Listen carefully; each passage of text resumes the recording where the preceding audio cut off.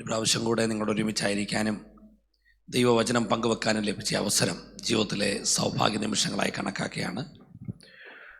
വളരെ പ്രാർത്ഥനയോടെ നമുക്ക് ദൈവസന്നിധിയിലായിരിക്കാം. ഈ പകൽ ദൈവത്തിൻ്റെ പരിശുദ്ധാത്മാവിനെ ഏൽപ്പിച്ച ഒരു ദൂത് വളരെ പരിചിതമായൊരു വേദഭാഗമാണ്. നമുക്കെല്ലാവർക്കും മർക്കോസിൻ്റെ സുവിശേഷം 6-ാം അധ്യായത്തിൻ്റെ 42-ാം വാക്യം, 6-ാം അധ്യായം എടുക്കാം. 6-ന്റെ 42-ാം വാക്യം കുറിവാക്യമായി വായിക്കാം. നമുക്ക് കണ്ണുകളെ അടച്ച് ദൈവസന്നിധിയിൽ പ്രാർത്ഥിക്കാം. നിങ്ങൾ ആ വാക്യം കേട്ടു എന്ന് ഞാൻ വിശ്വസിക്കുകയാണ്. എല്ലാവരും തിന്ന് തൃപ്തരായി. നമുക്ക് പ്രാർത്ഥിക്കാം. എല്ലാവരും കണ്ണുകളെ അടച്ച് ദൈവസന്നിധിയിൽ പ്രാർത്ഥിച്ചാട്ട്. ഇതൊരു ഉപവാസ പ്രാർത്ഥനയാണ്. ഉപവാസ പ്രാർത്ഥനയുടെ ഏറ്റവും വലിയ അനുഗ്രഹം കർത്താവ് നമ്മുടെ നടുവിലുണ്ട് എന്നുള്ളതാണ്. ആ കർത്താവിൻ്റെ സാന്നിധ്യം അറിയുന്ന തൻ്റെ മക്കൾ കർത്താവിന് കൊടുക്കുന്നതാണ് ആരാധനയെങ്കിൽ ഈ പ്രാരംഭ നിമിഷം മുതൽ തന്നെ സ്തോത്രത്തിൻ്റെയും സ്തുതിയുടെയും ശബ്ദം ഇതിനകത്ത് ഉയരട്ടെ. ആരും മൗനമായി ഇന്ന് പകലായിരിക്കരുത്. അധരങ്ങൾ തുറന്നൊന്ന് പ്രാർത്ഥിച്ചാട്ടെ. എല്ലാവരും അധരങ്ങൾ തുറന്നൊന്ന് പ്രാർത്ഥിച്ചാട്ട്.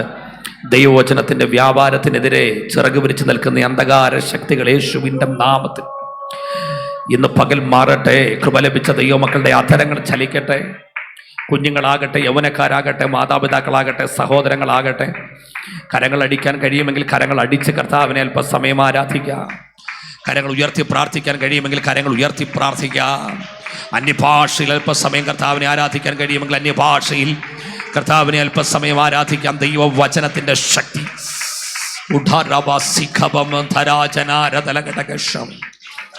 യേശുവിൻ്റെ അധികാരമുള്ള നാമത്തിൽ, യേശുവിൻ്റെ അധികാരമുള്ള നാമത്തിൽ അർക്കപ്പെട്ട കുഞ്ഞാടെ മഹത്വം മഹത്വം മഹത്വം. എല്ലാവരും അധരങ്ങളെ തുറന്ന് അല്പസമയം ഒന്ന് പ്രാർത്ഥിച്ചാട്ട്. ഇന്ന് പകൽ ദൈവത്തിൻ്റെ പരിശുദ്ധാത്മാവ് ഇവിടെ കടന്നു വന്ന കൊച്ചു കുഞ്ഞുങ്ങൾ മുതൽ പ്രായമുള്ളവരെ വരെ തൊടാൻ ഈ ഓഡിറ്റോറിയത്തിന്റെ ഒരറ്റം മുതൽ മറ്റേ അറ്റം വരെ പരിശുദ്ധാത്മാവിന്റെ വലിയ സാന്നിധ്യം ഉണ്ടാകാൻ അധരങ്ങൾ തുറന്ന ഹൃദയങ്ങൾ നിറഞ്ഞ അല്പസമയം പ്രാർത്ഥിച്ചാൽ. കർത്താവേ ജീസസ്, വലിയ പ്രതീക്ഷയോടെ അതിലുപരി പ്രാർത്ഥനയോടെ ഞങ്ങൾ ഞങ്ങളുടെ പൊന്നുമുഖത്തേക്ക് നോക്കുന്നു. വചനത്തിൻ്റെ വാതിലുകൾ ഞങ്ങൾക്കായി തുറക്കണമേ. മാനുഷിക ശബ്ദമല്ല ദൈവശബ്ദം ഞങ്ങളെ കേൾപ്പിക്കണമേ.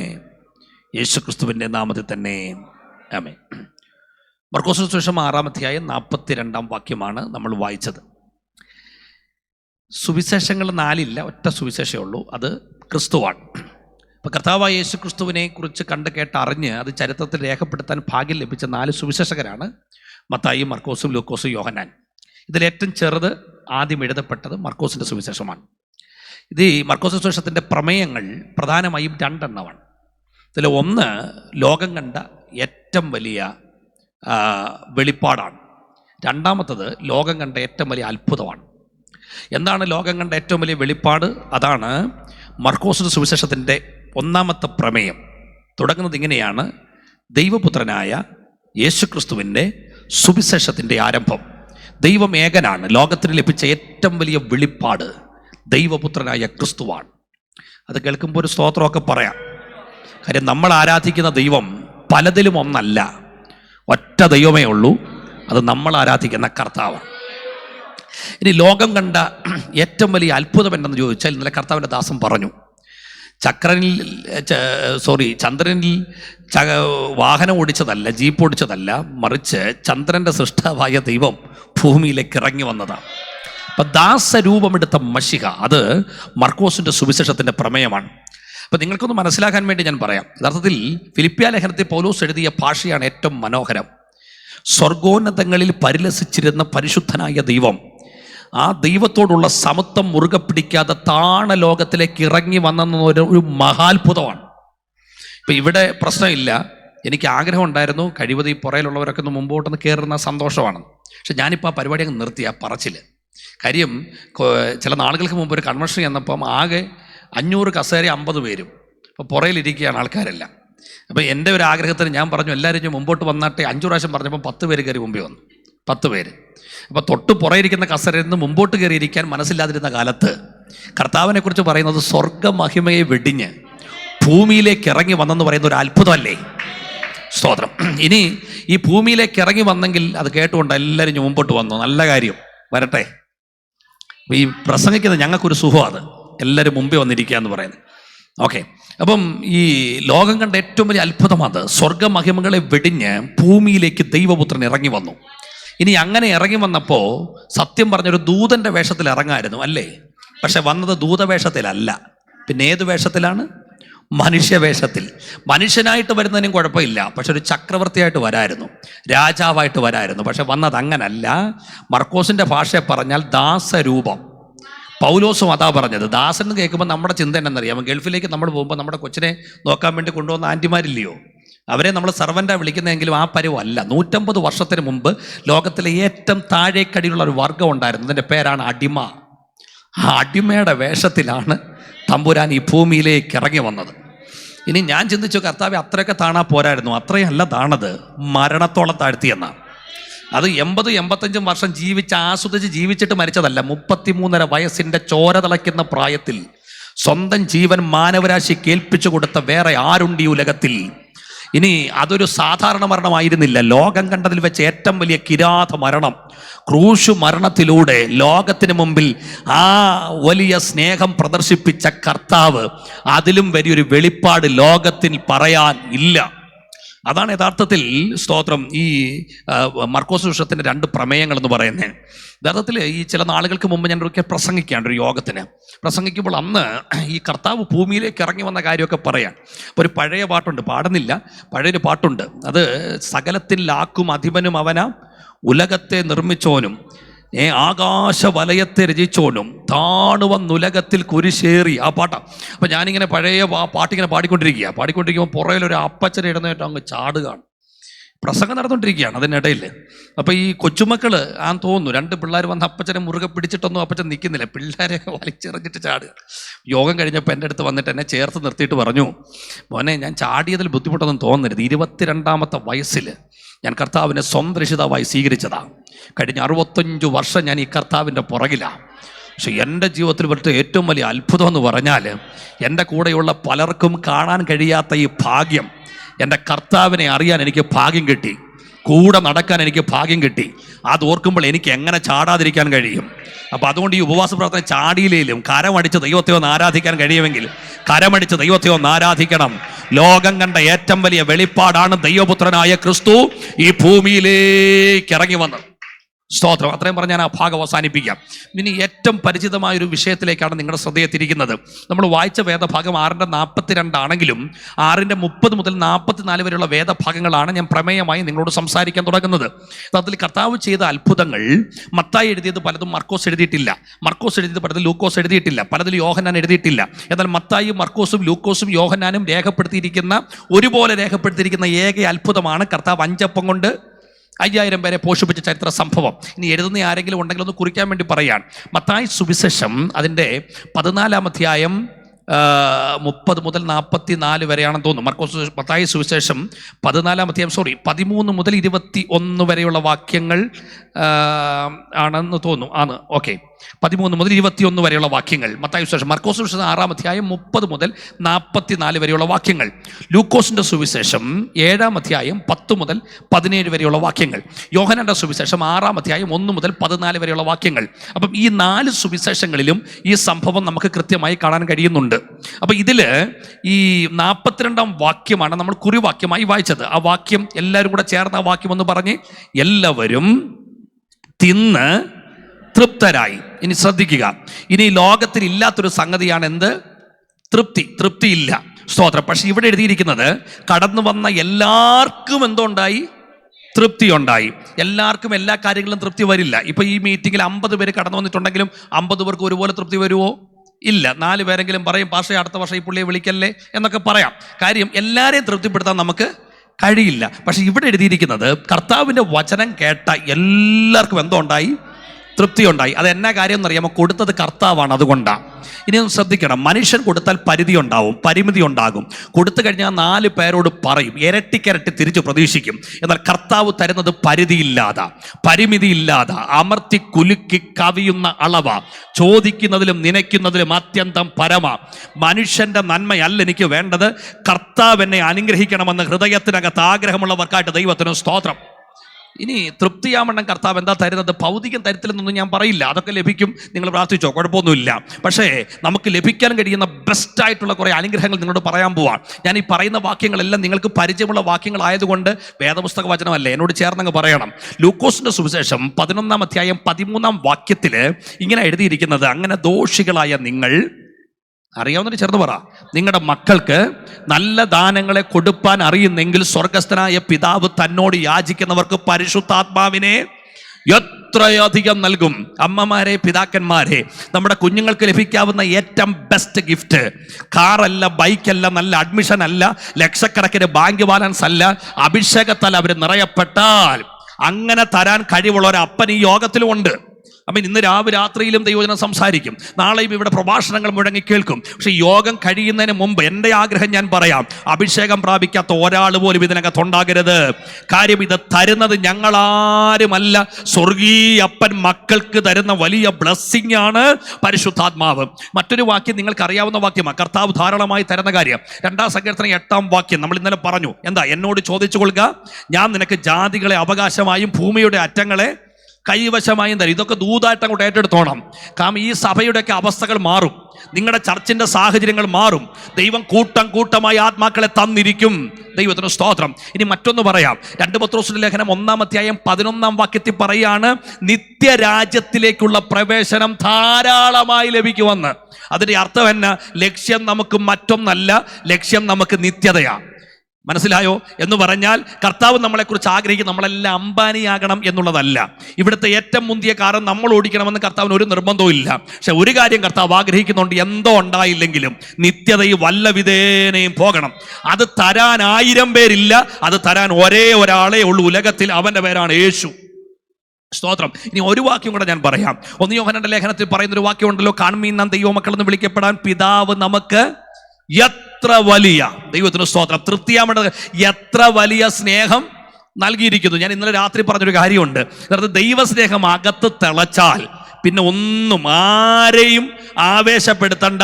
അറിയാതെ കൈയടിക്കും, അറിയാതെ കൈ ഉയർത്തും, അറിയാതെ ദൈവത്തെ ആരാധിക്കും. അപ്പൊ ആ ദൈവസ്നേഹം നമ്മുടെ അകത്ത് കത്തണം. ഞാൻ ഈ പാലക്കാട് ഒരു മീറ്റിങ്ങിന് പ്രസംഗിക്കുകയാണ്, ഒരു യുവജന ക്യാമ്പിലാണ്. അപ്പോൾ പ്രസംഗിച്ചുകൊണ്ടിരിക്കുമ്പോൾ അതിൻ്റെ മുമ്പിലത്തെ ലൈനിൽ കുറേ പെൺകുട്ടികൾ ഇരിപ്പുണ്ട്. അതിലൊരു മോള് പ്രസംഗം തുടങ്ങിയ സമയം മുതലേ ഇങ്ങനെ കേട്ട് ആ വാക്യങ്ങളൊക്കെ പറയുമ്പോൾ ഇങ്ങനെ പ്രതികരിച്ചുകൊണ്ടിരിക്കുക. അപ്പം ഞാനന്ന് പ്രസംഗിച്ചത് ആ യോഹന്നാന്റെ ലേഖനത്തിലെ വാക്യമാണ്, what an incredible love of God എന്ന് പറഞ്ഞാൽ അവിശ്വസനീയമായ, അവർണ്ണനീയമായ, പറഞ്ഞറിയിക്കാനാകാത്ത ദൈവസ്നേഹത്തെക്കുറിച്ച് ഞാൻ പ്രസംഗിച്ചുകൊണ്ടിരിക്കുമ്പോൾ ഈ കുഞ്ഞിൻ്റെ കണ്ണ് നിറയുന്നുണ്ട്, ഇവള് കരയുന്നുണ്ട്. അപ്പോൾ പ്രസംഗം എല്ലാം കഴിഞ്ഞപ്പം ഞാൻ അവളെ മുമ്പോട്ട് വിളിച്ചിട്ട് ചോദിച്ചു, മോടെ പേരെന്നാ? അവിടെ പേര് തബീത എന്നാണ്. അവൾ പാലക്കാട് MBBS ഫൈനൽ ഇയർ പഠിച്ചുകൊണ്ടിരിക്കുക. ഞാൻ ചോദിച്ചു, മോളെ ശ്രദ്ധിച്ചത് ഈ പ്രസംഗം കേൾക്കുമ്പോഴെല്ലാം മോൾ എന്തിനാ ഈ കരയുന്നേ? അപ്പോൾ ഉടനെ എന്നോട് പറഞ്ഞത്, ഞാൻ 2 വർഷം മുമ്പ് കർത്താവിനെ സ്വന്തം രക്ഷിതാവായി സ്വീകരിച്ചത്. അപ്പം ഞാൻ അതിനു മുമ്പ് ഞാൻ പെന്തക്കോസ്ത് കുടുംബത്തിലാണ് ജനിച്ചത്, എന്നാൽ ദൈവസ്നേഹം യഥാർത്ഥത്തിൽ എനിക്ക് അറിയത്തില്ലായിരുന്നു. എന്നാൽ കർത്താവിൻ്റെ ഹൃദയത്തിനകത്ത് വന്ന സമയം മുതൽ ദൈവസ്നേഹത്തെക്കുറിച്ച് എപ്പോൾ കേട്ടാലും അറിയാതെ എൻ്റെ കണ്ണ് നിറയും. അപ്പം ഞാൻ ചിന്തിച്ചൊരു കാര്യം, ഈ തലമുറയിലും അങ്ങനെയുള്ള ആൾക്കാരുണ്ടെന്നേ. ദൈവത്തിന് സ്തോത്രം. എന്ന് പറഞ്ഞാൽ ദൈവസ്നേഹം അകത്ത് വ്യാപരിക്കുമ്പോൾ അറിയാതെ കണ്ണ് നിറയും, അറിയാതെ കൈയടിക്കും, അറിയാതെ കൈ ഉയർത്തും. കാര്യം ഇത്രമാത്രം സ്നേഹം പകർന്നു തന്ന ഒരു അപ്പൻ വേറെ ഇല്ല. അത് മനസ്സിലാക്കുന്ന ദൈവമക്കൾക്കായി ഞാൻ കർത്താവിന് സ്തോത്രം ചെയ്യും. അപ്പം തൃപ്തിയാവണ്ണം കർത്താവ് തരും. അപ്പം ഈ നന്മകൾ നമ്മൾ പ്രാപിച്ചുകൊണ്ട് പോകണം. ഭൗതികമായതൊന്നും പ്രാപിച്ചില്ലെങ്കിലും ഞാൻ ഈ പറയുന്ന അനുഗ്രഹങ്ങൾ നമ്മുടെ ജീവിതത്തിൽ ലഭിച്ചിരിക്കണം. ഇനി നിങ്ങളൊരു കാര്യം ശ്രദ്ധിച്ചേ, ഇവിടെ എന്നെ അത്ഭുതപ്പെടുത്തിയൊരു കാര്യം, ചിലയിടത്ത് എഴുതിയിരിക്കുന്നത് വൈകാറായെന്ന, ചിലരെഴുതിയിരിക്കുന്നത് പകൽ കഴിവാറായെന്ന്. എന്തായാലും വൈകിട്ടായി. അപ്പം രാവിലെ തൊട്ട് പ്രസംഗം കേൾക്കാൻ വേണ്ടി ഇങ്ങനെ വന്നിരിക്കുകയാണ്. വൈകുന്നേരം വരെ ആയിട്ടും ഇവർക്ക് ഒരു മടുപ്പുമില്ല ഇരുന്ന് വചനം കേൾക്കുക. അപ്പം ഞാൻ ചിന്തിച്ചു, അങ്ങനെ ഇരിക്കാൻ പറ്റുമോ? ഇവിടുത്തെ കാര്യം എനിക്കറിയത്തില്ല, സമയം ഞാൻ ചോദിച്ചില്ല, എങ്കിലും എനിക്ക് സമയം അറിയാം. സമയം കഴിഞ്ഞിട്ട് ഞാൻ പിന്നെ നീട്ടിക്കഴിഞ്ഞാൽ ഇവിടെ വലിയ പ്രശ്നം ഉണ്ടാവും. അത് ആരുടെയും കുഴപ്പമില്ല, ഞങ്ങളുടെ നാട്ടിലുണ്ടാവും. നാട്ടിലെന്തായാലും 12:30ക്കാണ് സവാഹം തരുന്നെങ്കിൽ 12:35 കഴിയുമ്പോഴത്തേന് വാച്ചൊക്കെ പൊങ്ങും. ഞങ്ങൾക്ക് പുതിയ സൂചനയൊക്കെ കിട്ടും. കാര്യം എന്ന് പറഞ്ഞാൽ കൊച്ചുങ്ങളെ ചുമ്മാതെങ്കിലും ഒന്ന് നുള്ളിയും കരയിപ്പിക്കും. കാര്യം വീട്ടിൽ പോകാനുള്ള ഒരാവേശത്തിലാണ്. അപ്പം ഞാൻ ചിന്തിച്ചത്, ഈ പ്രസംഗം കേൾക്കാൻ വന്നിരിക്കുന്ന ദൈവമക്കളുണ്ടല്ലോ, ഇവരിങ്ങനെ വന്നിരിക്കുക രാവിലെ തൊട്ട് വൈകുന്നേരം വരെ ആയിട്ടും ഒരു മടുപ്പുമില്ല. അതെന്നാ കാര്യം? എനിക്ക് മനസ്സിലായ കാര്യം പറഞ്ഞോട്ടെ, ഇരുന്നത് ദൈവസന്നിധിയിലാണ്. മനസ്സിലായി? ഈ ദൈവസന്നിധിയാണെന്നൊരു ബോധ്യം ഉണ്ടെങ്കിൽ സമയം പോകുന്നതൊന്നും അറിയില്ല. ഒരു മടുപ്പും ഉണ്ടാവില്ലെന്നേ. ഞാൻ ഇന്നലെ രാത്രി പറഞ്ഞ പോലെ ദൈവ സാന്നിധ്യത്തിൻ്റെ വില നമ്മൾ തിരിച്ചറിയണം. ഇപ്പം എൻ്റെ ചർച്ചിൽ ഒരു പുതിയൊരു വിശ്വാസി വന്നിട്ടുണ്ട്. അപ്പോൾ അദ്ദേഹം സമുദായത്തിൽ നിന്ന് വിശ്വാസത്തിലേക്ക് വന്നയാളാണ്. അപ്പം ഇദ്ദേഹം നമ്മൾ മൂലം രക്ഷിക്കപ്പെട്ടതല്ല, വിദേശത്ത് വെച്ച് രക്ഷിക്കപ്പെട്ടതാണ്. ഇങ്ങനെ 2.5 വർഷമായി നാട്ടിൽ വന്നപ്പോൾ നമ്മുടെ ഇതുപോലെ ഉപവാസ പ്രാർത്ഥനയ്ക്ക് വിളിക്കാൻ വേണ്ടി ഞാൻ പോയതാണ്. അപ്പോൾ ഇദ്ദേഹത്തിൻ്റെ വീടിൻ്റെ മുമ്പിൽ എൻ്റെ വണ്ടി ഇട്ടിട്ട് ഞാൻ ഇദ്ദേഹത്തെ വെയിറ്റ് ചെയ്യാം. ഇദ്ദേഹം ഇറങ്ങി വരുന്ന കാഴ്ച ഞാൻ ഇപ്പോഴും മറക്കത്തില്ല. ഇങ്ങനെ ബൈബിൾ ഇങ്ങനെ നെഞ്ചത്തോട് ചേർത്ത് വെച്ചുകൊണ്ട് ഇറങ്ങി വരിക. അപ്പോൾ ഇറങ്ങി വരുമ്പോൾ തൊട്ടപ്പുറത്ത് ഭാര്യ നിന്ന് ലൈവ് ഉണ്ടെങ്കിൽ ഞാനിങ്ങനെ പറയും, ലൈവാണോ? ലൈവല്ല, ഓക്കെ. തൊട്ടപ്പുറത്ത് ഭാര്യയുണ്ട്. അപ്പം അവിടെ നിന്നിട്ട് ഈ ഇറങ്ങി വരുന്ന മനുഷ്യനെ നോക്കിക്കൊണ്ട് നല്ല അസഭ്യം വിളിക്കുകയാണ്, നല്ല അസഭ്യം. അപ്പോൾ ഇത് ഈ കേട്ടു. പിള്ളേരപ്പുറത്ത് നിന്ന് എന്തൊക്കെയോ പുലമ്പ് കാണും, പ്രാഗ് കാണോ എന്തോ നമുക്കറിയില്ല. എന്തായാലും ഈ മനുഷ്യൻ വന്നിട്ടുണ്ടോ നേരെ വണ്ടിക്കത്തോട് കയറിയെങ്കിരുന്നു. അപ്പോൾ എനിക്ക് അദ്ദേഹത്തിൻ്റെ കാര്യം എനിക്കറിയത്തില്ല, എനിക്ക് പേടി വന്നു. എന്നെ അവരൊന്നും പറഞ്ഞില്ല, പക്ഷേ എന്നാലും എനിക്കൊരു ഭയം വന്നു. അപ്പം വാഹനം മുമ്പോട്ട് പോകുമ്പം ഞാൻ ഇദ്ദേഹത്തോട് ചോദിച്ചു, അച്ഛാ വീട്ടിലെ കാര്യം വലിയ കഷ്ടമല്ലേ? അപ്പോൾ ഇദ്ദേഹം പറയും, എൻ്റെ ഭാഷ എന്തോ പറയാൻ, 2.5 വർഷമായി കർത്താവിൻ്റെ സൗകര്യം അന്ന് തൊട്ട് ഇന്ന് വരെ മര്യാദയ്ക്ക് ഇച്ചിരി ആഹാരം തന്നിട്ടില്ല, ഭാര്യ മിണ്ടാറില്ല, പിള്ളേര് മിണ്ടാറില്ല. അപ്പം ഭാഷ എന്നുള്ള രീതി നമ്മളത് പറയാൻ പാടില്ല. എങ്കിൽ പോലും ഈ അവസ്ഥ കണ്ടിട്ട് ഞാൻ പറഞ്ഞു, പക്ഷേ ഇത്രയും പ്രശ്നമാണെങ്കിൽ തൽക്കാലം വീട്ടിലിരുന്ന് അങ്ങ് പ്രാർത്ഥിക്കുക, പിന്നെ ഭാര്യയും കുഞ്ഞുങ്ങളും കൂടെ രക്ഷിക്കപ്പെടാനും കൂടെ പ്രാർത്ഥിക്കുക, നിങ്ങൾക്ക് ഒരുമിച്ച് വാ. ഉടനെ ഈ പറഞ്ഞു തീരുന്നതിൻ്റെ ഇടയിൽ ചിരിച്ചുകൊണ്ട് തന്നെയാണ് ഇദ്ദേഹം തിരിച്ചെന്നോട് പറയാം, എന്നെ പറച്ചില്ല ഭാഷ പറഞ്ഞേ, ഞാനേ ഇനി ഭാര്യ മിണ്ടിയില്ലേലും മര്യാദയ്ക്ക് ആഹാരം കിട്ടിയില്ലേലും നിങ്ങളുടെ ഇടയിൽ വന്നിരിക്കുമ്പോഴൊരു സന്തോഷമുണ്ടല്ലോ, അത് എനിക്ക് വീട്ടിൽ നിന്ന് കിട്ടുമോ? അതുകൊണ്ട് ഭാര്യയും വിട്ടുപോയെന്ന് പറഞ്ഞാൽ കർത്താവിനെ വിട്ടൊരു പരിപാടി ഇല്ല. ഇപ്പം ഞാൻ ചിന്തിച്ചൊരു കാര്യം, മര്യാദയ്ക്ക് ആഹാരം കഴിക്കാൻ കിട്ടാതിരിക്കുമ്പോഴും ഭാര്യ മിണ്ടാതിരിക്കുമ്പോഴും പിള്ളേർ പ്രാകുമ്പോഴും ഈ മനുഷ്യൻ അനുഭവിക്കുന്ന സന്തോഷത്തിൻ്റെ കാര്യം എന്താ? ദൈവസന്നിധിയിൽ കടന്നു വരുമ്പോൾ ആസ്വദിക്കുന്ന ആസ്വാദനമാണ്. അങ്ങനെയെങ്കിൽ ഒരു കാര്യം പറഞ്ഞോട്ടെ, ഇവിടെ മറക്കാൻ കഴിയാത്ത ഒറ്റ വിഷയമില്ല. എത്ര ഭാരത്തോടാണ് ഈ യോഗത്തിനകത്ത് വന്നതെങ്കിലും ഈ ഉപവാസ പ്രാർത്ഥനയിൽ ആ വിഷയം ഇറക്കി വെച്ചിട്ടേ പോകൂ. എൻ്റെ പ്രിയപ്പെട്ടവർ, ഏത് രോഗവും അഴിയും ഇവിടെ, ഏത് നിരാശയും മാറും ഇവിടെ, ഏത് വേദനയും മാറും ഇവിടെ. ലോകത്തിലെ ആരും നിങ്ങൾക്ക് കൂട്ടില്ലെങ്കിലും ദൈവസാന്നിധ്യം ഇറങ്ങി വന്നാൽ മറക്കാത്ത ഏത് വിഷയമാണുള്ളത്? അപ്പോൾ ഇവര് വൈകിട്ട് വരെ ഇരുന്നിട്ടും എല്ലാം മറന്നിരിക്കുകയാണ്, എല്ലാം ഒരു ടെൻഷനും ഇല്ല. പിന്നെ ഈ എന്നെ ആകർഷിച്ച വേറൊരു ഘടകം എന്താ പറയുക, നമ്മൾ ഈ വിഷയത്തെ ആസ്പദമാക്കി സംസാരിച്ചുകൊണ്ടിരിക്കുന്നത്, ഇവര് പട്ടണങ്ങളിൽ നിന്നും ഗ്രാമത്തിലേക്ക് വരിക, നിർജ്ജന പ്രദേശത്തിലേക്ക്, മരുഭൂമിയിലേക്ക് വരിക. അതൊരു അത്ഭുതമല്ലേ? അല്ലേ? ഇപ്പം ഇന്നലെ ദൈവദാസന്മാരൊക്കെ ഇവിടെ പറഞ്ഞു, ഇതൊരു 7 വർഷം കൊണ്ടാണ് ഇവിടെ ഇത്രയൊക്കെ ഡെവലപ്പായെന്ന്. ഞങ്ങളൊക്കെ ഗ്രാമപ്രദേശത്ത് ജീവിക്കുന്നവരാ. ഞങ്ങൾക്കൊരു വിഷയം, ഞങ്ങൾക്കൊരു ആവശ്യം ഉണ്ടെങ്കിൽ ഞങ്ങൾ നേരെ പോകുന്നത് എങ്ങോട്ടാണെന്നറിയാം? സിറ്റിയിലേക്ക്. അങ്ങനല്ലേ? എല്ലാവരും അങ്ങനല്ലേ? സിറ്റിയിലേക്കാണ്, അവിടെയാണ് റിസോഴ്സസ് ഉള്ളത്. പക്ഷേ ഇവിടെ തിരിച്ചൊരു കാര്യം, പട്ടണത്തിൽ നിന്ന് ജനം ഓടുന്നത് എങ്ങോട്ടാ? ഗ്രാമത്തിലേക്ക്. അതെന്നാ കാര്യം? അതിൻ്റെ കാര്യം ഇത്രയേ ഉള്ളൂ, ദൈവസാന്നിധ്യം ഇറങ്ങിയാൽ ഒന്നുമില്ലാത്ത സ്ഥലമാണേലും അവിടേക്ക് ജനം ഓടി വരും. അപ്പോൾ ഈ കഴിഞ്ഞ ദിവസം ലാലു ബ്രദറും ഞാനും ഞങ്ങൾ പാസ്റ്ററിലോട്ട് ഇരുന്നപ്പോൾ ഞങ്ങൾ ചോദിച്ചു, പാസ്റ്ററോടൊരു കാര്യം ചോദിച്ചു, അനുഭവം വെച്ച്, ഈ ചർച്ചുകൾ വളരാനുള്ള ഒരു മുഖാന്തരം എന്താണ്, സഭകൾ എങ്ങനെ വളരണം? അപ്പോൾ പറഞ്ഞൊരു ഉത്തരം എന്നാണെന്നറിയോ? അത്ഭുതങ്ങളും അടയാളങ്ങളും നടന്നാൽ അവിടേക്ക് ജനം ഓടിക്കൂടും. മനസ്സിലായോ? എന്ന് പറഞ്ഞാൽ പബ്ലിസിറ്റി പോലും വേണ്ട, പബ്ലിസിറ്റി പോലും പോകണ്ട, അറിയാതെ ജനം അകത്ത് വരും. ഇപ്പം ഇവിടെയും സഭയ്ക്കൊരു വളർച്ച ദൈവം ആഗ്രഹിക്കുന്നുണ്ട്. പക്ഷെ ഈ പരുവത്തിലിരുന്നാൽ പോരാ, ഇതിനകത്ത് അത്ഭുതങ്ങൾ നടക്കണം. ക്യാൻസർ ആകട്ടെ, എന്തും മാരക രോഗമാകട്ടെ, സൗഖ്യമാകാൻ തുടങ്ങിയാൽ ജനം ഇങ്ങോട്ട് ഓടിക്കൂടും. നമ്മൾ വിശ്വസിക്കണമെന്നേ, ഈ കൺവെൻഷനിൽ, ഈ ഹോളിനകത്ത് ദൈവപ്രവൃത്തി നടക്കണം ഈ ദിവസങ്ങളിൽ. അത് ഇന്ന് പകൽ ആരംഭിക്കട്ടെന്നേ. അക്ഷരാർത്ഥത്തിൽ സാക്ഷ്യങ്ങൾ ഒന്നു മാറി ഒന്നായി പറയത്തക്ക രീതിയിൽ ദൈവസാന്നിധ്യം വെളിപ്പെടുന്ന യോഗങ്ങളായിട്ട് നമ്മുടെ യോഗങ്ങൾ മാറിയാൽ അറിയാതെ ജനം അകത്തേക്ക് ഓടി വരും. സ്തോത്രം. മനസ്സിലായവർക്കായിട്ട് ദൈവത്തിന് സ്തോത്രം. അപ്പോൾ അത്രയും പറഞ്ഞ് അവിടെ നിൽക്കാം. ഇനി ഞാൻ വായിച്ചു മുമ്പോട്ട് പോകാം. നിങ്ങളെല്ലാവരും ബൈബിൾ ഒന്ന് എടുക്കണം. ഈ വേദഭാഗങ്ങളാണ് നമ്മൾ പഠിക്കുന്നത്. 6:33 വാക്യം നമുക്ക് വായിക്കാം. അവർ പോകുന്നത് പലരും കണ്ടറിഞ്ഞ്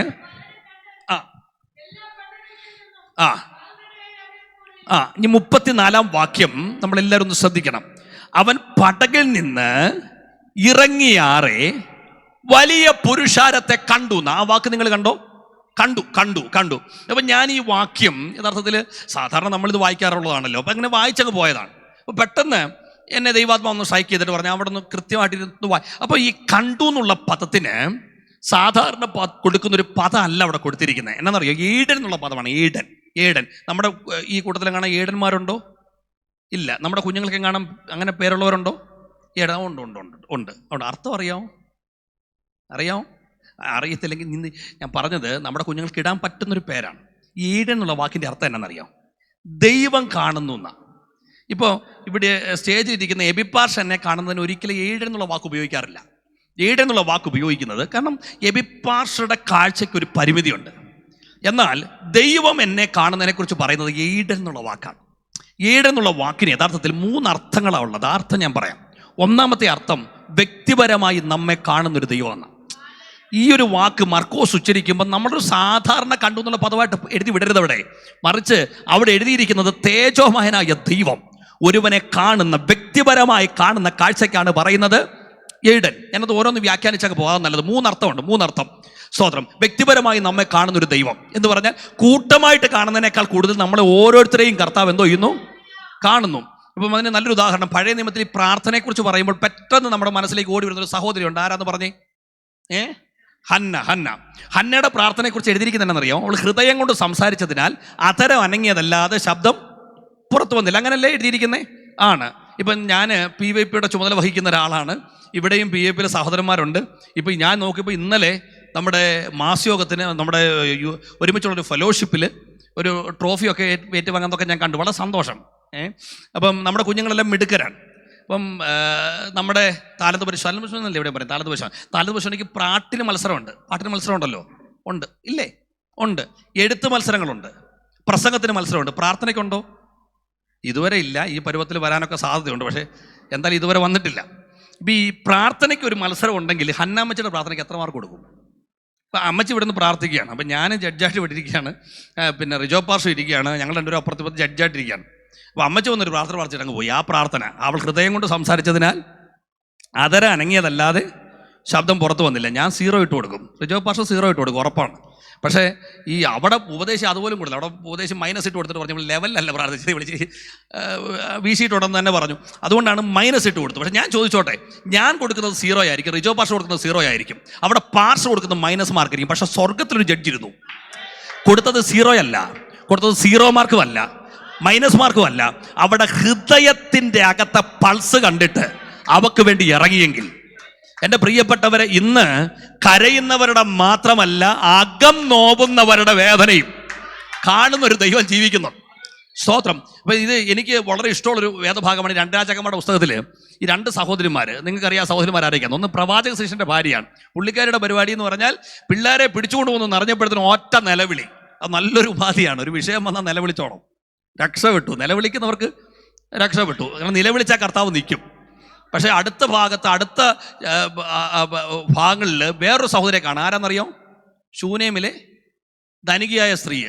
പുള്ളിക്കാരുടെ കുഞ്ഞു മരിച്ചു കഴിഞ്ഞപ്പോൾ ഭർത്താവിനെ വിളിച്ചിട്ട് നിലവിളിച്ചൊന്നുമില്ല.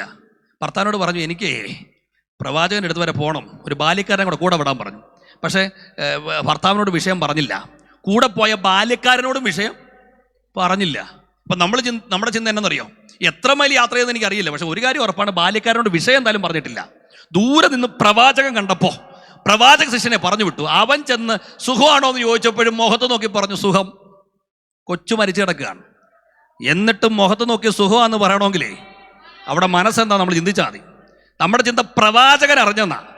പക്ഷെ പ്രവാചകന്റെ അടുത്ത് ചെന്നിട്ട് നെടുമ്പാട് വീണപ്പോൾ പ്രവാചകൻ ഒരു കാര്യം പറഞ്ഞു, അവളെ വിട്, അവക്കെന്തോ മനോവ്യസനമുണ്ട്, അത് ദൈവം എനിക്ക് മറച്ചിരിക്കുന്നു, വെളിപ്പെടുത്തിയെന്നല്ല, മറച്ചിരിക്കുന്നു. അതിൻ്റെ അർത്ഥം ലോകത്തിൽ ആ വിഷയം അറിയാവുന്ന 2 പേരേ ഉള്ളൂ. ഒന്ന് ദൈവവും, 2 ഈ പാവപ്പെട്ട സഹോദരി. ഞാൻ ചോദിച്ചോട്ടെ, നിലവിളിച്ച ഒന്നുമില്ല, വാ കൊണ്ട് പറഞ്ഞില്ല, പക്ഷെ എന്നാലും അവക്ക് വേണ്ടി ദൈവം ഇറങ്ങിയില്ലേ? അപ്പം നിലവിളിക്കുന്ന നല്ലൊരു കാര്യമാണ്. പക്ഷെ ചില ആൾക്കാർക്ക് കരയാൻ അറിയത്തില്ല. അപ്പം പറയും, അച്ഛൻ്റെ ഹൃദയം എന്ത് കട്ടിയ, ഇത്രയും വിഷയം ഉണ്ടായിട്ട് ഒരു കുലുക്കോ ഇല്ല. പക്ഷേ ഹൃദയത്തിനകത്ത് കരഞ്ഞാലും കാണും. മനസ്സിലായോ? എന്ന് പറഞ്ഞ് ഈടെന്നുള്ള വാക്കിൻ്റെ അർത്ഥം നമ്മുടെ ഹൃദയം കാണുന്നൊരു ദൈവമെന്നാണ്.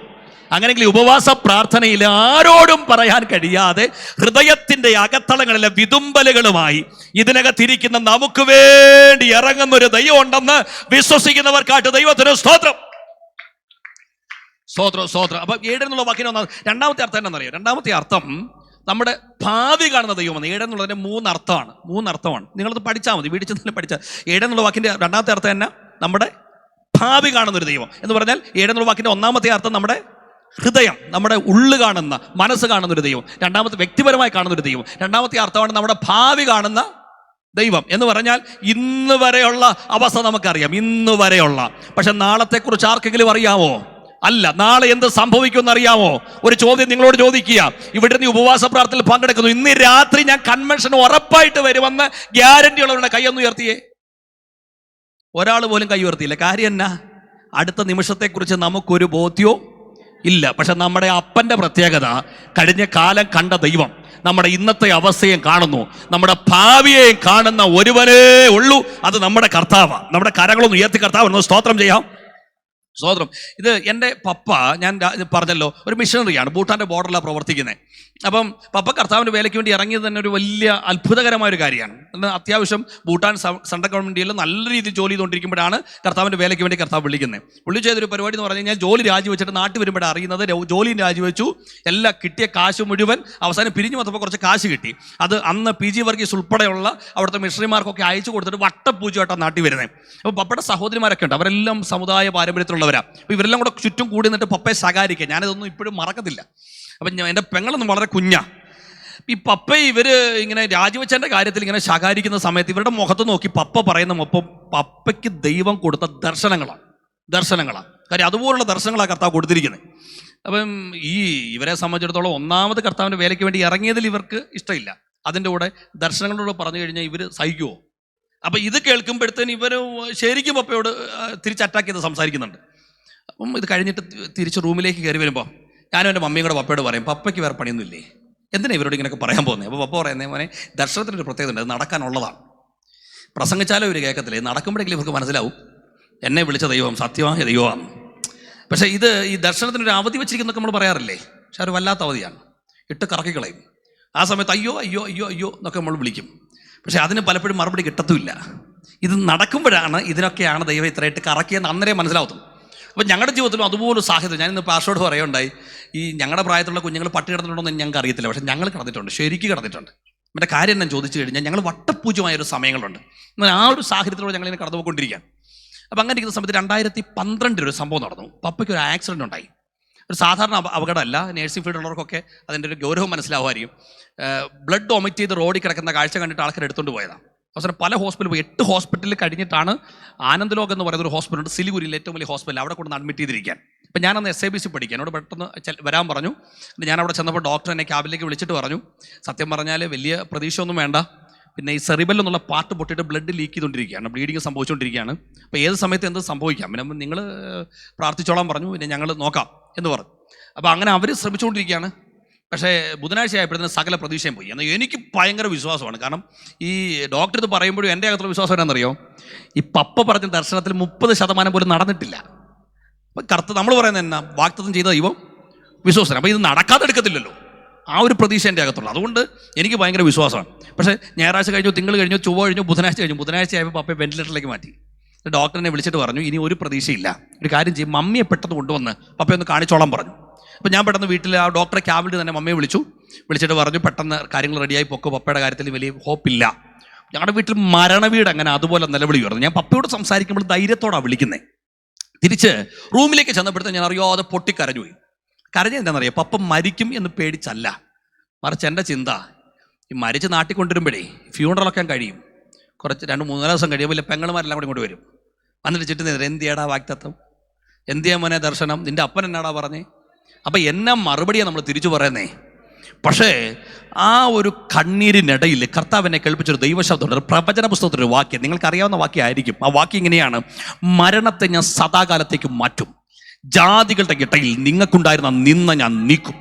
അപ്പോൾ ഈ ദൂത് എൻ്റെ അകത്ത് കേട്ടപ്പോൾ ഞാൻ നേരെ മമ്മിയെ വിളിച്ചിട്ട് പറഞ്ഞു, മമ്മി ഇങ്ങോട്ട് വരണ്ട. മമ്മി ചോദിച്ചു, മോനെ ഈ അരമണിക്കൂറുള്ളിൽ എന്താ സംഭവിച്ചു, ഡോക്ടർ വല്ലതും പറഞ്ഞു. അപ്പോൾ ഡോക്ടർ പറഞ്ഞെങ്കിൽ ഞാൻ ഇത്ര ഗ്യാരണ്ടിയോടെ പറയില്ല. പക്ഷെ വൈദ്യനിൽ വൈദ്യനായി എൻ്റെ കർത്താവ് എന്നോട് ദൂത് പറഞ്ഞു, മരണം എൻ്റെ പിതാവിനെ തൊടത്തില്ലെന്ന്. എൻ്റെ പ്രിയപ്പെട്ടവർ, ഈ ദൂത് കേട്ട് 13-ാം ദിവസം എൻ്റെ പിതാവ് നടന്നുകൊണ്ട് പുറത്തു വരുന്നത് കാഴ്ച കാണാൻ കർത്താവ് എനിക്ക് ഭാഗ്യം നൽകി. ഞാൻ പറഞ്ഞു വന്നെന്നറിയാം, 100 വാഗ്ദത്തം ദൈവം തന്നിട്ടുണ്ടെങ്കിൽ 99 നിറവേറ്റി എടുക്കുന്നവനല്ല, 100 നിറവേറ്റാതെ സ്വർഗം വിളിക്കത്തില്ല. ഇതൊരു ഉപവാസ പ്രാർത്ഥന ആയതുകൊണ്ട് അല്പം കൂടെ സ്വാതന്ത്ര്യം ഉണ്ടല്ലോ. ആ സ്വാതന്ത്ര്യത്തിൽ ഞാനൊരു ദൈവിക ദൂതായിട്ട് വിളിച്ചു പറയാം. കർത്താവ് നിന്നെ വിളിച്ചത് വാഗ്ദത്തത്താലാണെങ്കിൽ അത് നിറവേറാതെ സ്വർഗം നിങ്ങളെ വിളിക്കില്ല. ഈ ദൂത് ഏറ്റെടുക്കാൻ കൃപ ലഭിച്ച ദൈവമക്കൾ ഉണ്ടെങ്കിൽ അവര് മാത്രം കരങ്ങളടിച്ച് കർത്താവിനൊന്ന് സ്തോത്രം ചെയ്യട്ടെ. നമ്മളെ വ്യക്തിപരമായി കാണുന്ന ദൈവം മാത്രമല്ല, നമ്മുടെ ഭാവി കാണുന്ന ഒരു ദൈവവും ജീവിക്കുന്നു. ഹല്ലേലൂയ.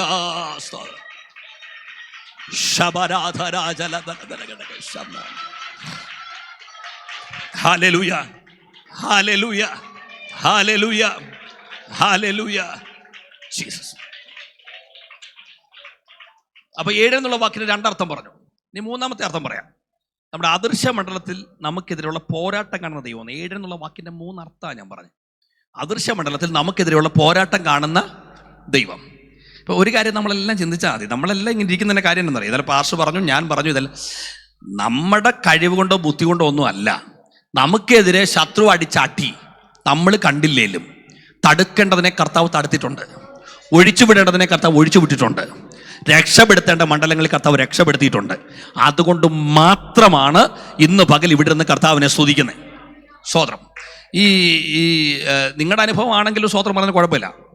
കാര്യം എന്നറിയോ, നമ്മൾ നേരിട്ട രോഗം അതേ അളവിലും ഇച്ചിരി താഴെ അളവിലും നേരിട്ടവർ പലരും ഭൂമുഖത്തില്ല. പക്ഷെ ഇന്നും ഇവിടെ ഇരുന്ന് സ്തോത്രം പറയുന്നുണ്ടെങ്കിൽ, ഇന്ന് ഇവിടെ ഇരുന്ന് കൈ ഉയർത്തുന്നുണ്ടെങ്കിൽ, കരമടിക്കുന്നുണ്ടെങ്കിൽ കർത്താവിൻ്റെ മഹാകരുണയാണ്. സ്തോത്രം, സ്തോത്രം, സ്തോത്രം. ഈ ഞാൻ കഴിഞ്ഞ ദിവസവും വായിച്ചൊരു വേദഭാഗമാണ് ഈ ശദ്രക്കും മേശക്കിനും അബേദ്നെഗോവിനെയും കൂടെ പിടിച്ച് തീയിലേക്കിട്ടത്. തീയിലേക്കിട്ടത്. എന്നാൽ അതിനുശേഷം ഇതിനു വേണ്ടി ഗൂഢാലോചന മെനഞ്ഞവനെ എല്ലാം കൂടെ കൊണ്ടുവന്നിട്ടല്ലോ. അവരെക്കുറിച്ച് എഴുതിയിരിക്കുന്നത് അവർ അതിബലവാന്മാരായിരുന്നു, അങ്ങനെയല്ല എഴുതിയിരിക്കുന്നത്. അവർ അങ്ങനെ വാക്ക് മഹാബലവാന്മാരായിരുന്നു. പക്ഷെ അവർ തീയിലേക്ക് വീഴേണ്ടി പോലും വന്നില്ല. അതിനു മുമ്പ് തീയുടെ സ്മെല്ലടിച്ചപ്പോഴേ ഇവരെന്തോ ചെയ്തു, കരിഞ്ഞുപോയി. അപ്പം ഈ തീയിലൂടല്ലയോ ഈ ശദ്രക്കും മേശക്കും അബേദ്നെഗോവും കൂടെ നടന്നത്. തീയുടെ മണ്ടേ കൂടെ നടക്കുന്ന കാഴ്ച കണ്ടിട്ടുണ്ടോ? അത് ദാനിയേൽ പ്രവാചകന്റെ പുസ്തകത്തിലുണ്ട്. 7 മടങ്ങ് തീയുടെ ചൂട് വർദ്ധിപ്പിച്ചപ്പോഴും അതിൻ്റെ മുകളിലോട്ട് നടക്കാനുള്ള കൃപ ലഭിച്ചത് എങ്ങനെയാണെന്നറിയാമോ? കൂടെ ഇറങ്ങാൻ ഒരു ദൂതൻ ഉണ്ടായിരുന്നു. എൻ്റെ പ്രിയപ്പെട്ടവരെ, നമ്മൾ നേരിട്ട തീയില് പലരും വെന്ത് വെണ്ണീറായി പോയപ്പോ നമ്മൾ ഇതിലൂടെ നടക്കാൻ കരുത്ത് നൽകിയത് നമ്മുടെ കഴിവ് കൊണ്ടല്ല, തമ്പുരാന്റെ മഹാകരുണ കൊണ്ടാണ്. സ്തോത്രം, സ്തോത്രം, സ്തോത്രം, സ്തോത്രം, സ്തോത്രം, സ്തോത്രം. പിന്നെ എൻ്റെ മനസ്സിലൊരു നിയോഗം വന്നതുകൊണ്ട് ഞാനങ്ങ് പറയും. ഇപ്പം കുഞ്ഞുങ്ങളെ നോക്കുമ്പോൾ ഒത്തിരി കുഞ്ഞുങ്ങളില്ല, സ്കൂളിൽ പോയിരിക്കണം നമ്മുടെ കുഞ്ഞുങ്ങളെല്ലാം. നമ്മുടെ കുഞ്ഞുങ്ങളൊക്കെ സ്കൂളിലോട്ട് പോകുമ്പോഴത്തേന് നന്നായിട്ട് പ്രാർത്ഥിച്ചു വിടണം. ഞാൻ എൻ്റെ വൈഫിനോട് പറഞ്ഞിട്ടുണ്ട് എപ്പോഴും. എന്ന് പറഞ്ഞാൽ നമ്മുടെ താഴെ ഒരു 8:20 ആ വണ്ടി വരുന്നത്. അപ്പം കുഞ്ഞിനെ ഞാൻ പറഞ്ഞു, കുഞ്ഞ് വണ്ടി കയറി പോകാൻ വെയിറ്റ് ചെയ്യാൻ അവർക്ക് പറ്റത്തില്ലെങ്കിൽ പൊക്കോട്ടെ, എന്നാൽ എത്ര ലേറ്റായാലും 2 മിനിറ്റ് കുഞ്ഞിൻ്റെ തല കൈവച്ച് പ്രാർത്ഥിച്ചേ വിടാവൂ. എൻ്റെ കാര്യം എന്നറിയാം, പ്രാർത്ഥിച്ചേ വിടാവൂ. പിന്നെ തിരിച്ചു വന്ന് കയറുമ്പം കാരം ഉയർത്തി 4 ഹല്ലേലൂയ കൂടെ പറഞ്ഞേക്കണം. കാര്യം നമ്മുടെ പിള്ളേരെ സംബന്ധിച്ചിടത്തോളം ലോകക്കാരൻ്റെ കൊച്ചുപോലല്ല, അതൊരു പ്രോമിസുള്ള കുഞ്ഞാ. അപ്പം ശരിയാ, 100 വാഗ്ദത്ത സ്വർഗം അതിനകത്ത് കുഞ്ഞിനെക്കുറിച്ച് തന്നിട്ടുണ്ടെങ്കിലും 1000 പദ്ധതി നടക്കാതിരിക്കാൻ പിശാച് അപ്പുറത്ത് എഴുതി വെച്ചിട്ടുണ്ട്. പിന്നെ അത് നടക്കാൻ ഞാൻ ചോദിച്ചാൽ ദൈവത്തിൻ്റെ കൃപ, അത്ര ചിന്തിച്ചാൽ മതി. അപ്പം അതുകൊണ്ട് നമ്മുടെ കുഞ്ഞുങ്ങളെ പോലെ അനേക കുഞ്ഞുങ്ങൾ സ്കൂളിൽ പോയിട്ട് തിരിച്ചു വരാതിരുന്നപ്പോൾ സന്തോഷത്തോടെ സ്വർഗം നമ്മുടെ കുഞ്ഞുങ്ങളെ തിരികെ കൊണ്ടുവന്നിട്ടുണ്ടെങ്കിൽ അത് തമ്പുരാന്റെ കരുണയാണ്. ദൈവത്തിന് സ്തോത്രം. അപ്പൊ അതുകൊണ്ട് ഒരു ദൈവാത്മാവിൽ തന്നെ ഒരു കാര്യം കൂടെ ഞാൻ വിളിച്ചു പറയട്ടെ. ഈ ഉപവാസ പ്രാർത്ഥന വെറുതെ അല്ല, ഈ കൺവെൻഷൻ വെറുതെ അല്ല. ചില അനർത്ഥങ്ങൾ വഴിമാറാനാ, ചില അപകടങ്ങൾ വഴിമാറാനാ, പിശാച് ഒരുക്കിയ ചില രേഖകൾ വഴിമാറാനാ ഈ യോഗങ്ങൾ ഇവിടെ സംഘടിപ്പിച്ചത്. ഇവിടെ കത്തുന്ന ആത്മാവിന്റെ ശക്തിക്കകത്ത് വെന്തു വെണ്ണീറാകുന്ന ചില പൈശാചിക പദ്ധതികൾ ഉണ്ടെന്ന് വിശ്വസിക്കുന്നവർക്കായിട്ട് ദൈവത്തിന് സ്തോത്രം.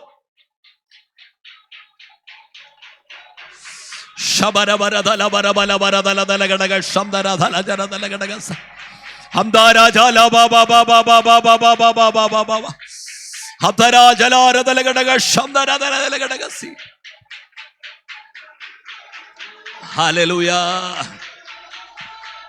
Hallelujah, hallelujah, hallelujah. ദൈവത്തിന് സ്തോത്രം. 7 എന്നുള്ള വാക്കിൻ്റെ 3 അർത്ഥങ്ങളാണ് ഞാൻ പറഞ്ഞത്. ഇനി ഈ കണ്ടു എന്ന് എഴുതിയിട്ട് അടുത്ത വാക്യം നോക്കി. അവൻ ഇടയനില്ലാത്ത ആടുകളെ പോലെ ആകൊണ്ട് അവരിൽ മനസ്സലിഞ്ഞു. മനസ്സലിഞ്ഞു. ഈ വാക്ക് മത്തായി എഴുതിയിട്ടുണ്ട്, മറ്റുള്ള സുവിശേഷകർ രേഖപ്പെടുത്തിയിട്ടുണ്ട്, ലൂക്കോസ് ഒഴിച്ച്. എന്താ വാക്ക്? മനസ്സലിഞ്ഞു. മനസ്സലിഞ്ഞു എന്നുള്ള വാക്കിൻ്റെ അർത്ഥം എന്നാ? വ്യാഖ്യാനമൊന്നും വേണ്ട. ഇപ്പം ഇവിടെ ഇരിക്കുന്ന നിങ്ങളെ ആരെയും കണ്ടിട്ട് എനിക്ക് ഗതികേടൊന്നും തോന്നുന്നില്ല. അപ്പം വലിയ മനസ്സലിവൊന്നും എൻ്റെ മനസ്സിൽ തോന്നേണ്ട കാര്യങ്ങളുമില്ല. പക്ഷേ അംഗവൈകല്യമുണ്ട്, ഒരു വലിയ പ്രശ്നത്തിലാണ്, ഒരാൾ വന്ന് ഇവിടെ പൊട്ടിക്കരയുകയാണെങ്കിൽ നമ്മുടെ മനസ്സിന് എന്തോ ഉണ്ടാവണം?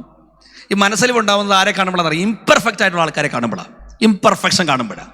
നമ്മളാരും പെർഫെക്റ്റ് ആണെന്നല്ല പറഞ്ഞതിൻ്റെ അർത്ഥം, മനസ്സിലായി കാണുമല്ലോ. അർത്ഥം അങ്ങനെ ഗ്രഹിച്ചാൽ മതി. ഇപ്പം ഞാൻ ഇന്നലെ പറഞ്ഞൊരു വാക്ക് ഞാനൊന്ന് ആവർത്തിക്കുകയാണ്. നമ്മളെല്ലാം നല്ല ആരോഗ്യമൊക്കെ ഉള്ളതുകൊണ്ടാണ് എല്ലാവരും നമ്മളെ ചേർത്ത് പിടിക്കുന്നത്. പക്ഷേ മനസ്സലിവിൻ്റെ ഒരു കാര്യം വരുമ്പോൾ ആർക്കും മനസ്സലിവില്ല.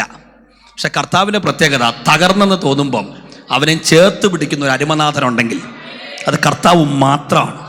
സ്തോത്രം. ഈ മുടിയനായ പുത്രൻ്റെ അവസ്ഥയുണ്ടല്ലോ, അവൻ തിരിച്ചു വന്ന സമയത്ത് അവനെ ചേർത്ത് പിടിക്കാൻ അപ്പന് തോന്നിയത് എന്തുകൊണ്ടാണ്? സ്തോത്രം, മകനായതുകൊണ്ടാണ്. എൻ്റെ പ്രിയപ്പെട്ടവരെ, നമ്മളെ കണ്ട് കർത്താവിനൊരു മനസ്സ്, നമ്മുടെ ജീവിതത്തിലെ ഏറ്റവും വലിയ ഭാഗ്യം എന്നറിയാം, നമുക്കൊരപ്പനും ചെന്ന് കയറാനൊരു വീടുമുണ്ട്. അത് നമ്മുടെ ജീവിതത്തിലെ ഭാഗ്യമാണ്. അപ്പം മനസ്സലിവ് കർത്താവിന് തോന്നിയിട്ട് നമ്മുടെ എഴുതിയിരിക്കുന്ന കാര്യം ഇങ്ങനെയാണ്. 6:34 വാക്യത്തിൽ എഴുതിയിരിക്കുക, പലതും ഉപദേശിച്ചു തുടങ്ങി. അപ്പം മർക്കോസ് എഴുതിയിരിക്കുന്ന എന്നാ? മനസ്സലിഞ്ഞിട്ട് പലതും ഉപദേശിച്ചു. അങ്ങനെ ആ വാക്യം അല്ലേ? മനസ്സലിഞ്ഞിട്ട് പലതും ഒരു കാര്യമുണ്ട്, അതുകൊണ്ടാണ് ഞാനത് പറഞ്ഞത് അങ്ങനെ മനസ്സിലെഴുതണമെന്ന്. മനസ്സലിഞ്ഞ് പലതും ഉപദേശിച്ചു തുടങ്ങി. ഇനി മത്തായി എഴുതിയിരിക്കുന്ന ഭാഗം നിങ്ങൾ ശ്രദ്ധിച്ച്, അത് നിങ്ങൾ എടുത്തില്ലെങ്കിലും കുഴപ്പമില്ല, ഞാൻ പറയുന്നത് സത്യമാണെന്ന് നോക്കുന്നത് നല്ലതാണ്. മത്തായി 14:14 പറയുന്നത് മനസ്സലിഞ്ഞിട്ട് അവരിലെ രോഗികളെ സൗഖ്യമാക്കിയെന്നാണ്. അപ്പം മനസ്സലിഞ്ഞപ്പോൾ എന്തോ ചെയ്തു? പലതും ഉപദേശിച്ചു. മത്തായി പറഞ്ഞാണ് മനസ്സലിഞ്ഞിട്ട് അവരിലെ രോഗികളെ സൗഖ്യമാക്കിയ. രണ്ടും തെറ്റല്ല, കറക്റ്റാണ്. പക്ഷേ ഇതിൻ്റെ ഏറ്റവും സുന്ദരമായൊരു ഭാഷ ഉപയോഗിച്ചിരിക്കുന്നത് ആരാന്നറിയാമോ? ലൂക്കോസാണ്. അപ്പോൾ ലൂക്കോസ് എഴുതിയിരിക്കുന്ന വേദഭാഗം എല്ലാവരും എടുക്കണം. ഈ വേദഭാഗവുമായി ബന്ധപ്പെട്ട് ലൂക്കോസ് എന്താണ് എഴുതിയിരിക്കുന്നത് നോക്കിയേ. ലൂക്കോസിൻ്റെ സുവിശേഷം 9-ാം അധ്യായത്തിൻ്റെ 11-ാം വാക്യം ഒന്ന് വായിക്കാം. ലൂക്കോസിൻ്റെ സുവിശേഷം 9-ാം അധ്യായം 11-ാം വാക്യം പുരുഷാരമറിഞ്ഞ് അവനെ പിന്തുടർന്നു. അടുത്ത വാക്യം, അവിടെ മനസ്സലിഞ്ഞു എന്നുള്ള വാക്ക് പതുക്കെ അങ്ങ് എടുത്തു കളഞ്ഞിട്ട് ലൂക്കോസ് എഴുതിയിരിക്കുന്ന ഭാഗം എന്നാന്നറിയാമോ? മനസ്സലിഞ്ഞു എന്നല്ല, കൈക്കൊണ്ടു എന്ന് പറഞ്ഞതിന്റെ അർത്ഥം എന്നാന്നറിയോ? സത്യം പറഞ്ഞാൽ നമ്മുടെ ഒരു മെഡിക്കൽ ലാംഗ്വേജിൽ, നമ്മുടെ നാടൻ ഭാഷയിലെ മെഡിക്കൽ ലാംഗ്വേജ് പറഞ്ഞാൽ കർത്താവ് അവൻ്റെ കേസ് എടുത്തെന്ന, ആ വിഷയം കർത്താവ് ഏറ്റെടുത്തെന്ന. അപ്പം കർത്താവ് ഏറ്റെടുത്തത് കൊണ്ടാണ് ഇതെല്ലാം നടന്നത്. ഇപ്പം ചെന്നൈയിലൊരു അറ്റ്മോസ്ഫിയർ നമുക്കത് പറയാൻ പറ്റില്ല. ഒരു 30 വർഷത്തിന് മുമ്പ് കേരളത്തിൻ്റെ ഒരു സാഹചര്യത്തിൽ, ഞാൻ താമസിക്കുന്ന കൊട്ടാരക്കരയാണ്. ഇപ്പം ഞങ്ങളുടെ നാട്ടിൽ പെട്ടെന്നൊരു സീരിയസ് കേസ് വന്നാൽ നമ്മൾ ആദ്യം കൊണ്ടുവന്ന് താലൂക്ക് ആശുപത്രിയിലേക്കാണ്. അപ്പോൾ അവിടെ ചെല്ലുമ്പോൾ ഇപ്പോഴല്ല, ഇപ്പം മൾട്ടി സ്പെഷ്യാലിറ്റി ഹോസ്പിറ്റലൊക്കെ ഇഷ്ടംപോലെ ഉയർന്നു കഴിഞ്ഞു.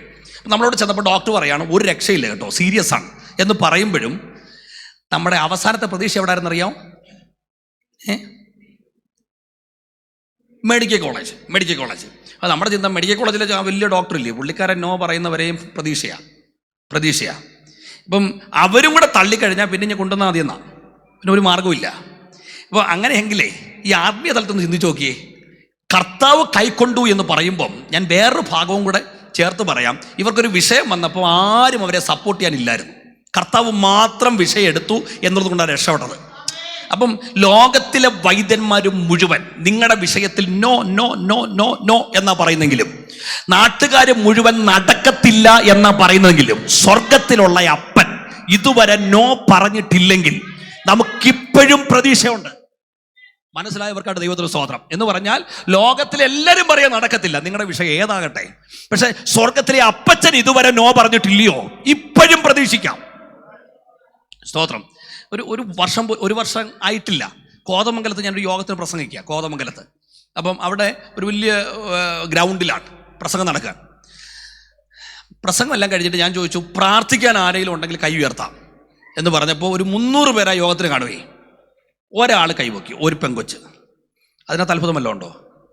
അതൊരു അത്ഭുതമാണ്. എന്നെ ഇത്രയും പേരുടെ ഇടയിൽ ഒരെണ്ണം കൈവക്കിയല്ലോ, ഒറ്റൊരെണ്ണേ ഉള്ളെന്നുള്ളത്. എന്തായാലും ഞാൻ ആ കുഞ്ഞിനെ മുമ്പോട്ട് വിളിച്ചു, എന്നിട്ട് അവിടെ തലയിലോട്ട് കൈവച്ച് പ്രാർത്ഥിച്ചു. മീറ്റിംഗ് കഴിഞ്ഞു, തിരിച്ചുപോയി. അപ്പോൾ അടുത്ത ദിവസം ഞാൻ വേറൊരു യോഗത്തിന് പോകുമ്പോൾ എനിക്കൊരു കോള് വരികയാണ്. എന്നോട് പറഞ്ഞു, പാസ്റ്ററെ എന്നെ മനസ്സിലായോ? ഞാൻ പറഞ്ഞില്ല. പക്ഷെ മെനഞ്ഞാന്ന് കോതമംഗലത്ത് പ്രസംഗിക്കുമ്പോഴേ അവസാനം ഒരു കൊച്ചായിട്ട് കൈവക്കിയില്ല ആ ആളെ. ഞാൻ മോളെന്തിനാ വിളിച്ചേ? അപ്പോൾ അവൾ പറഞ്ഞ സാക്ഷി ഞാൻ പറയാം. ഇവൾക്ക് 24 വയസ്സാണ്. ഇവിടെ വിവാഹമെല്ലാം ഉറപ്പിച്ച് വെച്ചേക്കായിരുന്നു. അപ്പോൾ ശരീരത്തിൽ വലിയ പ്രയാസം. അപ്പം പെട്ടെന്ന് അവർ പല ഹോസ്പിറ്റലിലും പോയി, കാരണം കണ്ടെത്താൻ പറ്റുന്നില്ല, ഭയങ്കര അതിവേദനയാണ്. ലേക്ക് ഷോർ ചെന്നപ്പോഴാണ് രോഗം കണ്ടുപിടിച്ചത്. രോഗം എന്ന് പറഞ്ഞാൽ വളരെ മരണകരമായൊരു വിഷയമാണ്. അതിൻ്റെ സ്റ്റേജൊക്കെ ഒത്തിരി പിന്നിട്ടു. അങ്ങനെ ഡോക്ടേഴ്സ് പോയി, ഞാൻ എൻ്റെ ഫർദർ ട്രീറ്റ്മെൻറ്റിൻ്റെ കാര്യത്തിന് വേണ്ടി വിട്ടതാണ്. അങ്ങനെ വൈകിട്ടൊരു 5 മണിയായി ഇവർ തിരിച്ച് കോതമംഗലത്ത് ഇവരുടെ വീട്ടിലെത്തുമ്പോൾ. അവിടുന്ന് ഏകദേശം 20-25 മിനിറ്റ് ഉണ്ട് ഈ കൺവെൻഷൻ സ്ഥലത്തേക്ക്. ചെന്നപ്പോഴേ അപ്പം പറഞ്ഞു, മോളെ കൺവെൻഷൻ പോവാ. അവൾ പറഞ്ഞു, ഞാൻ വരുന്നില്ല, കാര്യം ഇത്രയൊക്കെ ദൈവത്തെ വിളിച്ചിട്ട് പോയി, ഇതൊക്കെ ഇല്ലേ അവസ്ഥ. അപ്പോൾ കൊള്ളാൻ പറഞ്ഞു, ഞാൻ വരുന്നില്ലെന്ന് പറഞ്ഞു. അപ്പോൾ അപ്പനൊരു കാര്യം പറഞ്ഞു, അപ്പോൾ നല്ലൊരു മനുഷ്യനാണ്. അപ്പം പറഞ്ഞു, മോളെ ലേക്ക് ഷോറിലെ ഡോക്ടർ അല്ലയോ നോ പറഞ്ഞേ, പക്ഷെ നമ്മൾ പോകുന്ന സ്ഥലമേ സാധ്യമാക്കാൻ പറ്റുന്നൊരു സ്ഥലമാണ്. അപ്പോൾ ഇവള് പറഞ്ഞാൽ എനിക്ക് ആ വിശ്വാസമില്ലെന്നുള്ള ഞാൻ വന്നത്. അപ്പം പറഞ്ഞുകൊണ്ട് ഞാൻ വന്നതേ ഉള്ളൂ. അപ്പം മീറ്റിങ്ങിന് ഇരുന്ന് അവസാനം പ്രാർത്ഥിക്കാൻ ആരെങ്കിലും ഉണ്ടോ എന്ന് ചോദിച്ചപ്പോൾ എൻ്റെ അകത്ത് ആരോ പറയാണ്, നീ ഞാൻ കൈവക്കിയേക്കാൻ. അങ്ങനെ കൈവക്കിയതാണ്. അവനെ പ്രാർത്ഥിച്ച് കഴിഞ്ഞപ്പോൾ എനിക്കൊന്നും തോന്നിയില്ല. പക്ഷെ ഞാൻ തിരികെ വീട്ടിലോട്ട് വരിക. പപ്പയാണ് ഡ്രൈവ് ചെയ്യുന്നത്, മമ്മി പുറയിലിരിക്കുകയാണ്. അപ്പം എൻ്റെ ശരീരത്തിൽ ഷോക്ക് അടിക്കുന്ന പോലത്തെ അനുഭവം. ഞാൻ പപ്പയോട് പറഞ്ഞു, പപ്പ എനിക്ക് ഇങ്ങനെ ഒരു ഫീലിങ്. അപ്പോൾ പപ്പ പറഞ്ഞു, മോളെ ദൈവം നിന്നെ തൊടുന്നയാ. പുള്ളി സ്റ്റിയറിങ് തിരിക്കുന്നതിൻ്റെ ഇടയിൽ അന്യഭാഷ പറഞ്ഞുകൊണ്ടാണ് പുള്ളി വണ്ടി ഓടിക്കുന്നത്. പുറയിലെ അമ്മ ഇരുന്ന് കൈയടിച്ച് ആരാധിക്കുകയാണ് കാറിനകത്തൊരു 20 മിനിറ്റ് ഉണ്ട് ഈ കൺവെൻഷൻ സ്റ്റേജ് തൊട്ട് വീട് വരെ. അത്രയും സമയം അപാര ആരാധന ഈ കാറിനകത്ത്. എന്നിട്ട് രാത്രി ചെന്ന് കിടന്നുറങ്ങി. പിറ്റേന്ന് രാവിലെ ഇവർ ഹോസ്പിറ്റലിൽ ചെന്നിട്ട് ചെക്ക് ചെയ്യാൻ നോക്കുമ്പോൾ ഡോക്ടർ സമ്മതിക്കത്തില്ല. അവർ പറയുന്നത് ഇന്നലെ ചെക്ക് ചെയ്തിട്ട് വരല്ലേ, അടുത്ത ആഴ്ച കണ്ടുള്ള അപ്പോയിൻമെൻറ്റ്. അപ്പം പറഞ്ഞു ചെക്ക് ചെയ്യാൻ സമ്മതിക്കത്തില്ല. നിർബന്ധം കൊണ്ടാണ് ചെക്ക് ചെയ്യിച്ചത്. ചെക്ക് ചെയ്യിച്ചപ്പോൾ അങ്ങനെ ഒരു രോഗം ഇല്ല. ഞാൻ ചോദിച്ചോട്ടെ, ഇത് വേറെ എവിടെ നടക്കും? ഏതെടുത്ത് കൊണ്ടുപോയാൽ നടക്കും? ഇവിടുത്തെ ലേക്ക് ഷോറിലെ ഡോക്ടർമാര് നോ പറഞ്ഞ സ്ഥാനത്ത് ആ കുഞ്ഞിന്റെ ജീവിതത്തിൽ ദൈവം തന്നെ പ്രവർത്തി ചെയ്തെങ്കിൽ ഇന്നും ആ കർത്താവ് മരിച്ചിട്ടില്ല. ഇത് 2000 വർഷം മുമ്പ് നടന്ന സംഭവമല്ല, ഈ 1 വർഷത്തിനിടെ നടന്ന സംഭവമാണെങ്കിൽ അതേ കർത്താവ് ഇന്ന് പകലും പ്രവർത്തിക്കാൻ ഈ ഹോളിന്റെ നടുവിലുണ്ടല്ലോ. സ്തോത്ര സ്തോത്ര സ്തോത്ര സ്തോത്ര സ്തോത്ര സ്തോത്ര സ്തോത്ര സ്തോത്ര സ്തോത്ര സ്തോത്ര സ്തോത്ര. കർത്താവ് ഒരു വിഷയം എടുത്തതാ. അപ്പൊ അതുകൊണ്ട് ഈ ഉപവാസ പ്രാർത്ഥനയിലുണ്ടല്ലോ, എത്ര വലിയ വിഷയമാണെങ്കിലും കർത്താവിന്റെ കയ്യിലേക്ക് കൊടുത്തേക്കണം. ലോകം നോ പറഞ്ഞായിരിക്കും, ഡോക്ടർമാർ നോ പറഞ്ഞായിരിക്കും. അതുകൊണ്ടാണ് സഹോദര ജീവിതത്തിൽ ഒരു പ്രതീക്ഷ ഇല്ലാത്തിടത്തും ദൈവപ്രവർത്തി നടന്ന 100 കാര്യങ്ങൾ ഇവിടെ സാക്ഷ്യമായി നിങ്ങൾ കേട്ടുകൊണ്ടിരിക്കുന്നത്.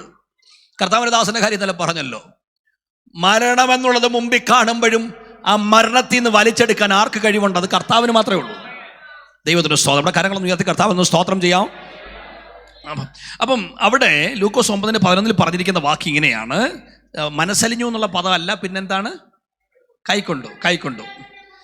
ഇനി അടുത്ത വാക്യം അല്ല അതിനകത്തൊരു വിഷയമുണ്ട്. എന്താണെന്നറിയാം, ആൻറ്റി നന്നായിട്ട് വായിച്ചു. അപ്പം എങ്കിലും എനിക്കൊന്ന് പറയണമല്ലോ. അപ്പം അതുകൊണ്ട് അപ്പം ഈ മർക്കോസ് എഴുതിയിരിക്കുന്നത് ഇങ്ങനെയാണ്, മനസ്സലിഞ്ഞിട്ട് പലതും ഉപദേശിച്ചു തുടങ്ങിയത്. അപ്പം എൻ്റെ മനസ്സിൽ വന്നൊരു കാര്യം, എന്തുവായിരിക്കും ഈ പറഞ്ഞേ, എന്തുവായിരിക്കും ഉപദേശിച്ചേ? എൻ്റെ മനസ്സിൽ വന്നൊരു ലളിതമായൊരു സന്ദേഹം പറയാം. ഈ രാവിലെ തൊട്ട് വൈകിട്ട് വരെ ഇവരെ പിടിച്ചിരുത്തണമെങ്കിലേ പറഞ്ഞ സംഭവം അപാര സംഭവമായിരിക്കുമല്ലോ, അല്ലെങ്കിൽ ആരെങ്കിലും ഇരിക്കുമോ? ഇല്ല. ഇപ്പം നമ്മൾ കാണാൻ പോകാറില്ല, എങ്കിലും നാട്ടിൻപുറങ്ങളിലൊക്കെ ഈ പണ്ടും ഇന്നും ഒക്കെ ഉത്സവങ്ങളൊക്കെ നടന്നാൽ ഈ നാടകം നടക്കുന്ന എപ്പോഴാണ് സമയം എന്നറിയാമോ? ഞാൻ കുഴപ്പം നിങ്ങൾ കാണാൻ പോകുന്നുണ്ടെന്നും അല്ല, പക്ഷേ ഓട്ടോമാറ്റിക്കായിട്ട് അറിയാമല്ലോ, നമുക്കറിയാമല്ലോ. രാത്രിയില്ല, മിക്ക സമയങ്ങളിലും എന്താ പറയുക, രാത്രി 12 മണി to 2:30 വരെ നാടകം. എന്നെ ആളാന്നറിയോ? ഭയങ്കര ആളാ. നമ്മുടെ യോഗം അങ്ങനെ വെച്ചാലോ? അല്ല, ഞാൻ ചോദിക്കുന്നത്, ഈ ജോലിയെല്ലാം കഴിഞ്ഞിട്ട് വന്നാൽ പോരെ? വൈകിട്ട് 10 മണി വരെ ജോലി കഴിഞ്ഞിട്ട് പെതിയെ ഒന്ന് കുളിച്ചൊരുങ്ങി റെഡിയായിട്ട് 12 മണിക്ക് ഇഞ്ഞ് വരിക. 12 to 2:30 വരെ യോഗം. ആരെങ്കിലും വരുമോ? വരില്ല. ഈ സത്യം പറഞ്ഞാൽ ഞാൻ ചിന്തിച്ചൊരു കാര്യം, ഈ രാവിലെ തൊട്ട് വൈകിട്ട് വരെ ഇരിക്കണമെന്നുണ്ടെങ്കിൽ പറഞ്ഞ മെസ്സേജ് എന്തോ ആയിരിക്കും, എന്തെങ്കിലും ഒരു പ്രാധാന്യം കാണുമല്ലോ. അപ്പം നമ്മുടെ മനസ്സിൽ സാധാരണ ആൾക്കാരെ പിടിച്ചിരുത്താൻ പറ്റുന്ന എന്തെങ്കിലും മെസ്സേജ് ആയിരിക്കും എന്നൊരു ചിന്ത വരും. ആൾക്കാരെ പിടിച്ചിരുത്താൻ എന്ന് പറഞ്ഞാൽ ഒരു ഉദാഹരണം, തമാശ പറഞ്ഞ് പൊട്ടിച്ചിരിപ്പിക്കുകയോ ഒക്കെ ചെയ്തുകൊണ്ട് ആൾക്കാരെ വശീകരിച്ചിരിക്കുന്നത് എന്തെങ്കിലും. അല്ലെങ്കിൽ ഇന്ന് പലയിടത്തും ആൾ കൂടുന്നത് എങ്ങനെ, നീ വന്നാൽ മതി, എല്ലാ വിഷയമുണ്ട്, എല്ലാ വിഷയത്തിനും മറുപടി, വിടുതൽ. അപ്പോൾ ഇത് കേട്ടുകൊണ്ട് ആൾക്കാർ വരും. കർത്താവിനുള്ള സ്നേഹം കൊണ്ടല്ല, വല്ലതൊക്കെ നടക്കാൻ വേണ്ടി വരുന്നതാണ്. പക്ഷെ കർത്താവ് പറഞ്ഞ എന്താണെന്നുള്ളത് കൃത്യമായിട്ട് ലൂക്കോസ് എഴുതി വെച്ചു. പലതും ഉപദേശിച്ച് തുടങ്ങി എന്നുള്ളതാണ് മർക്കോസ് എഴുതി വെച്ചതെങ്കിൽ ലൂക്കോസ് എഴുതി വെച്ചു പലതും എന്നുള്ളതിന്റെ പ്രമേയം പറഞ്ഞു. ദൈവരാജ്യത്തെക്കുറിച്ച് സംസാരിച്ചത്. അതെന്താ ദൈവരാജ്യത്തെക്കുറിച്ചുള്ള സംസാരം? ദൈവരാജ്യത്തെക്കുറിച്ചുള്ള സംസാരം ഒരു സംശയവും വേണ്ട, മാനസാന്തരം.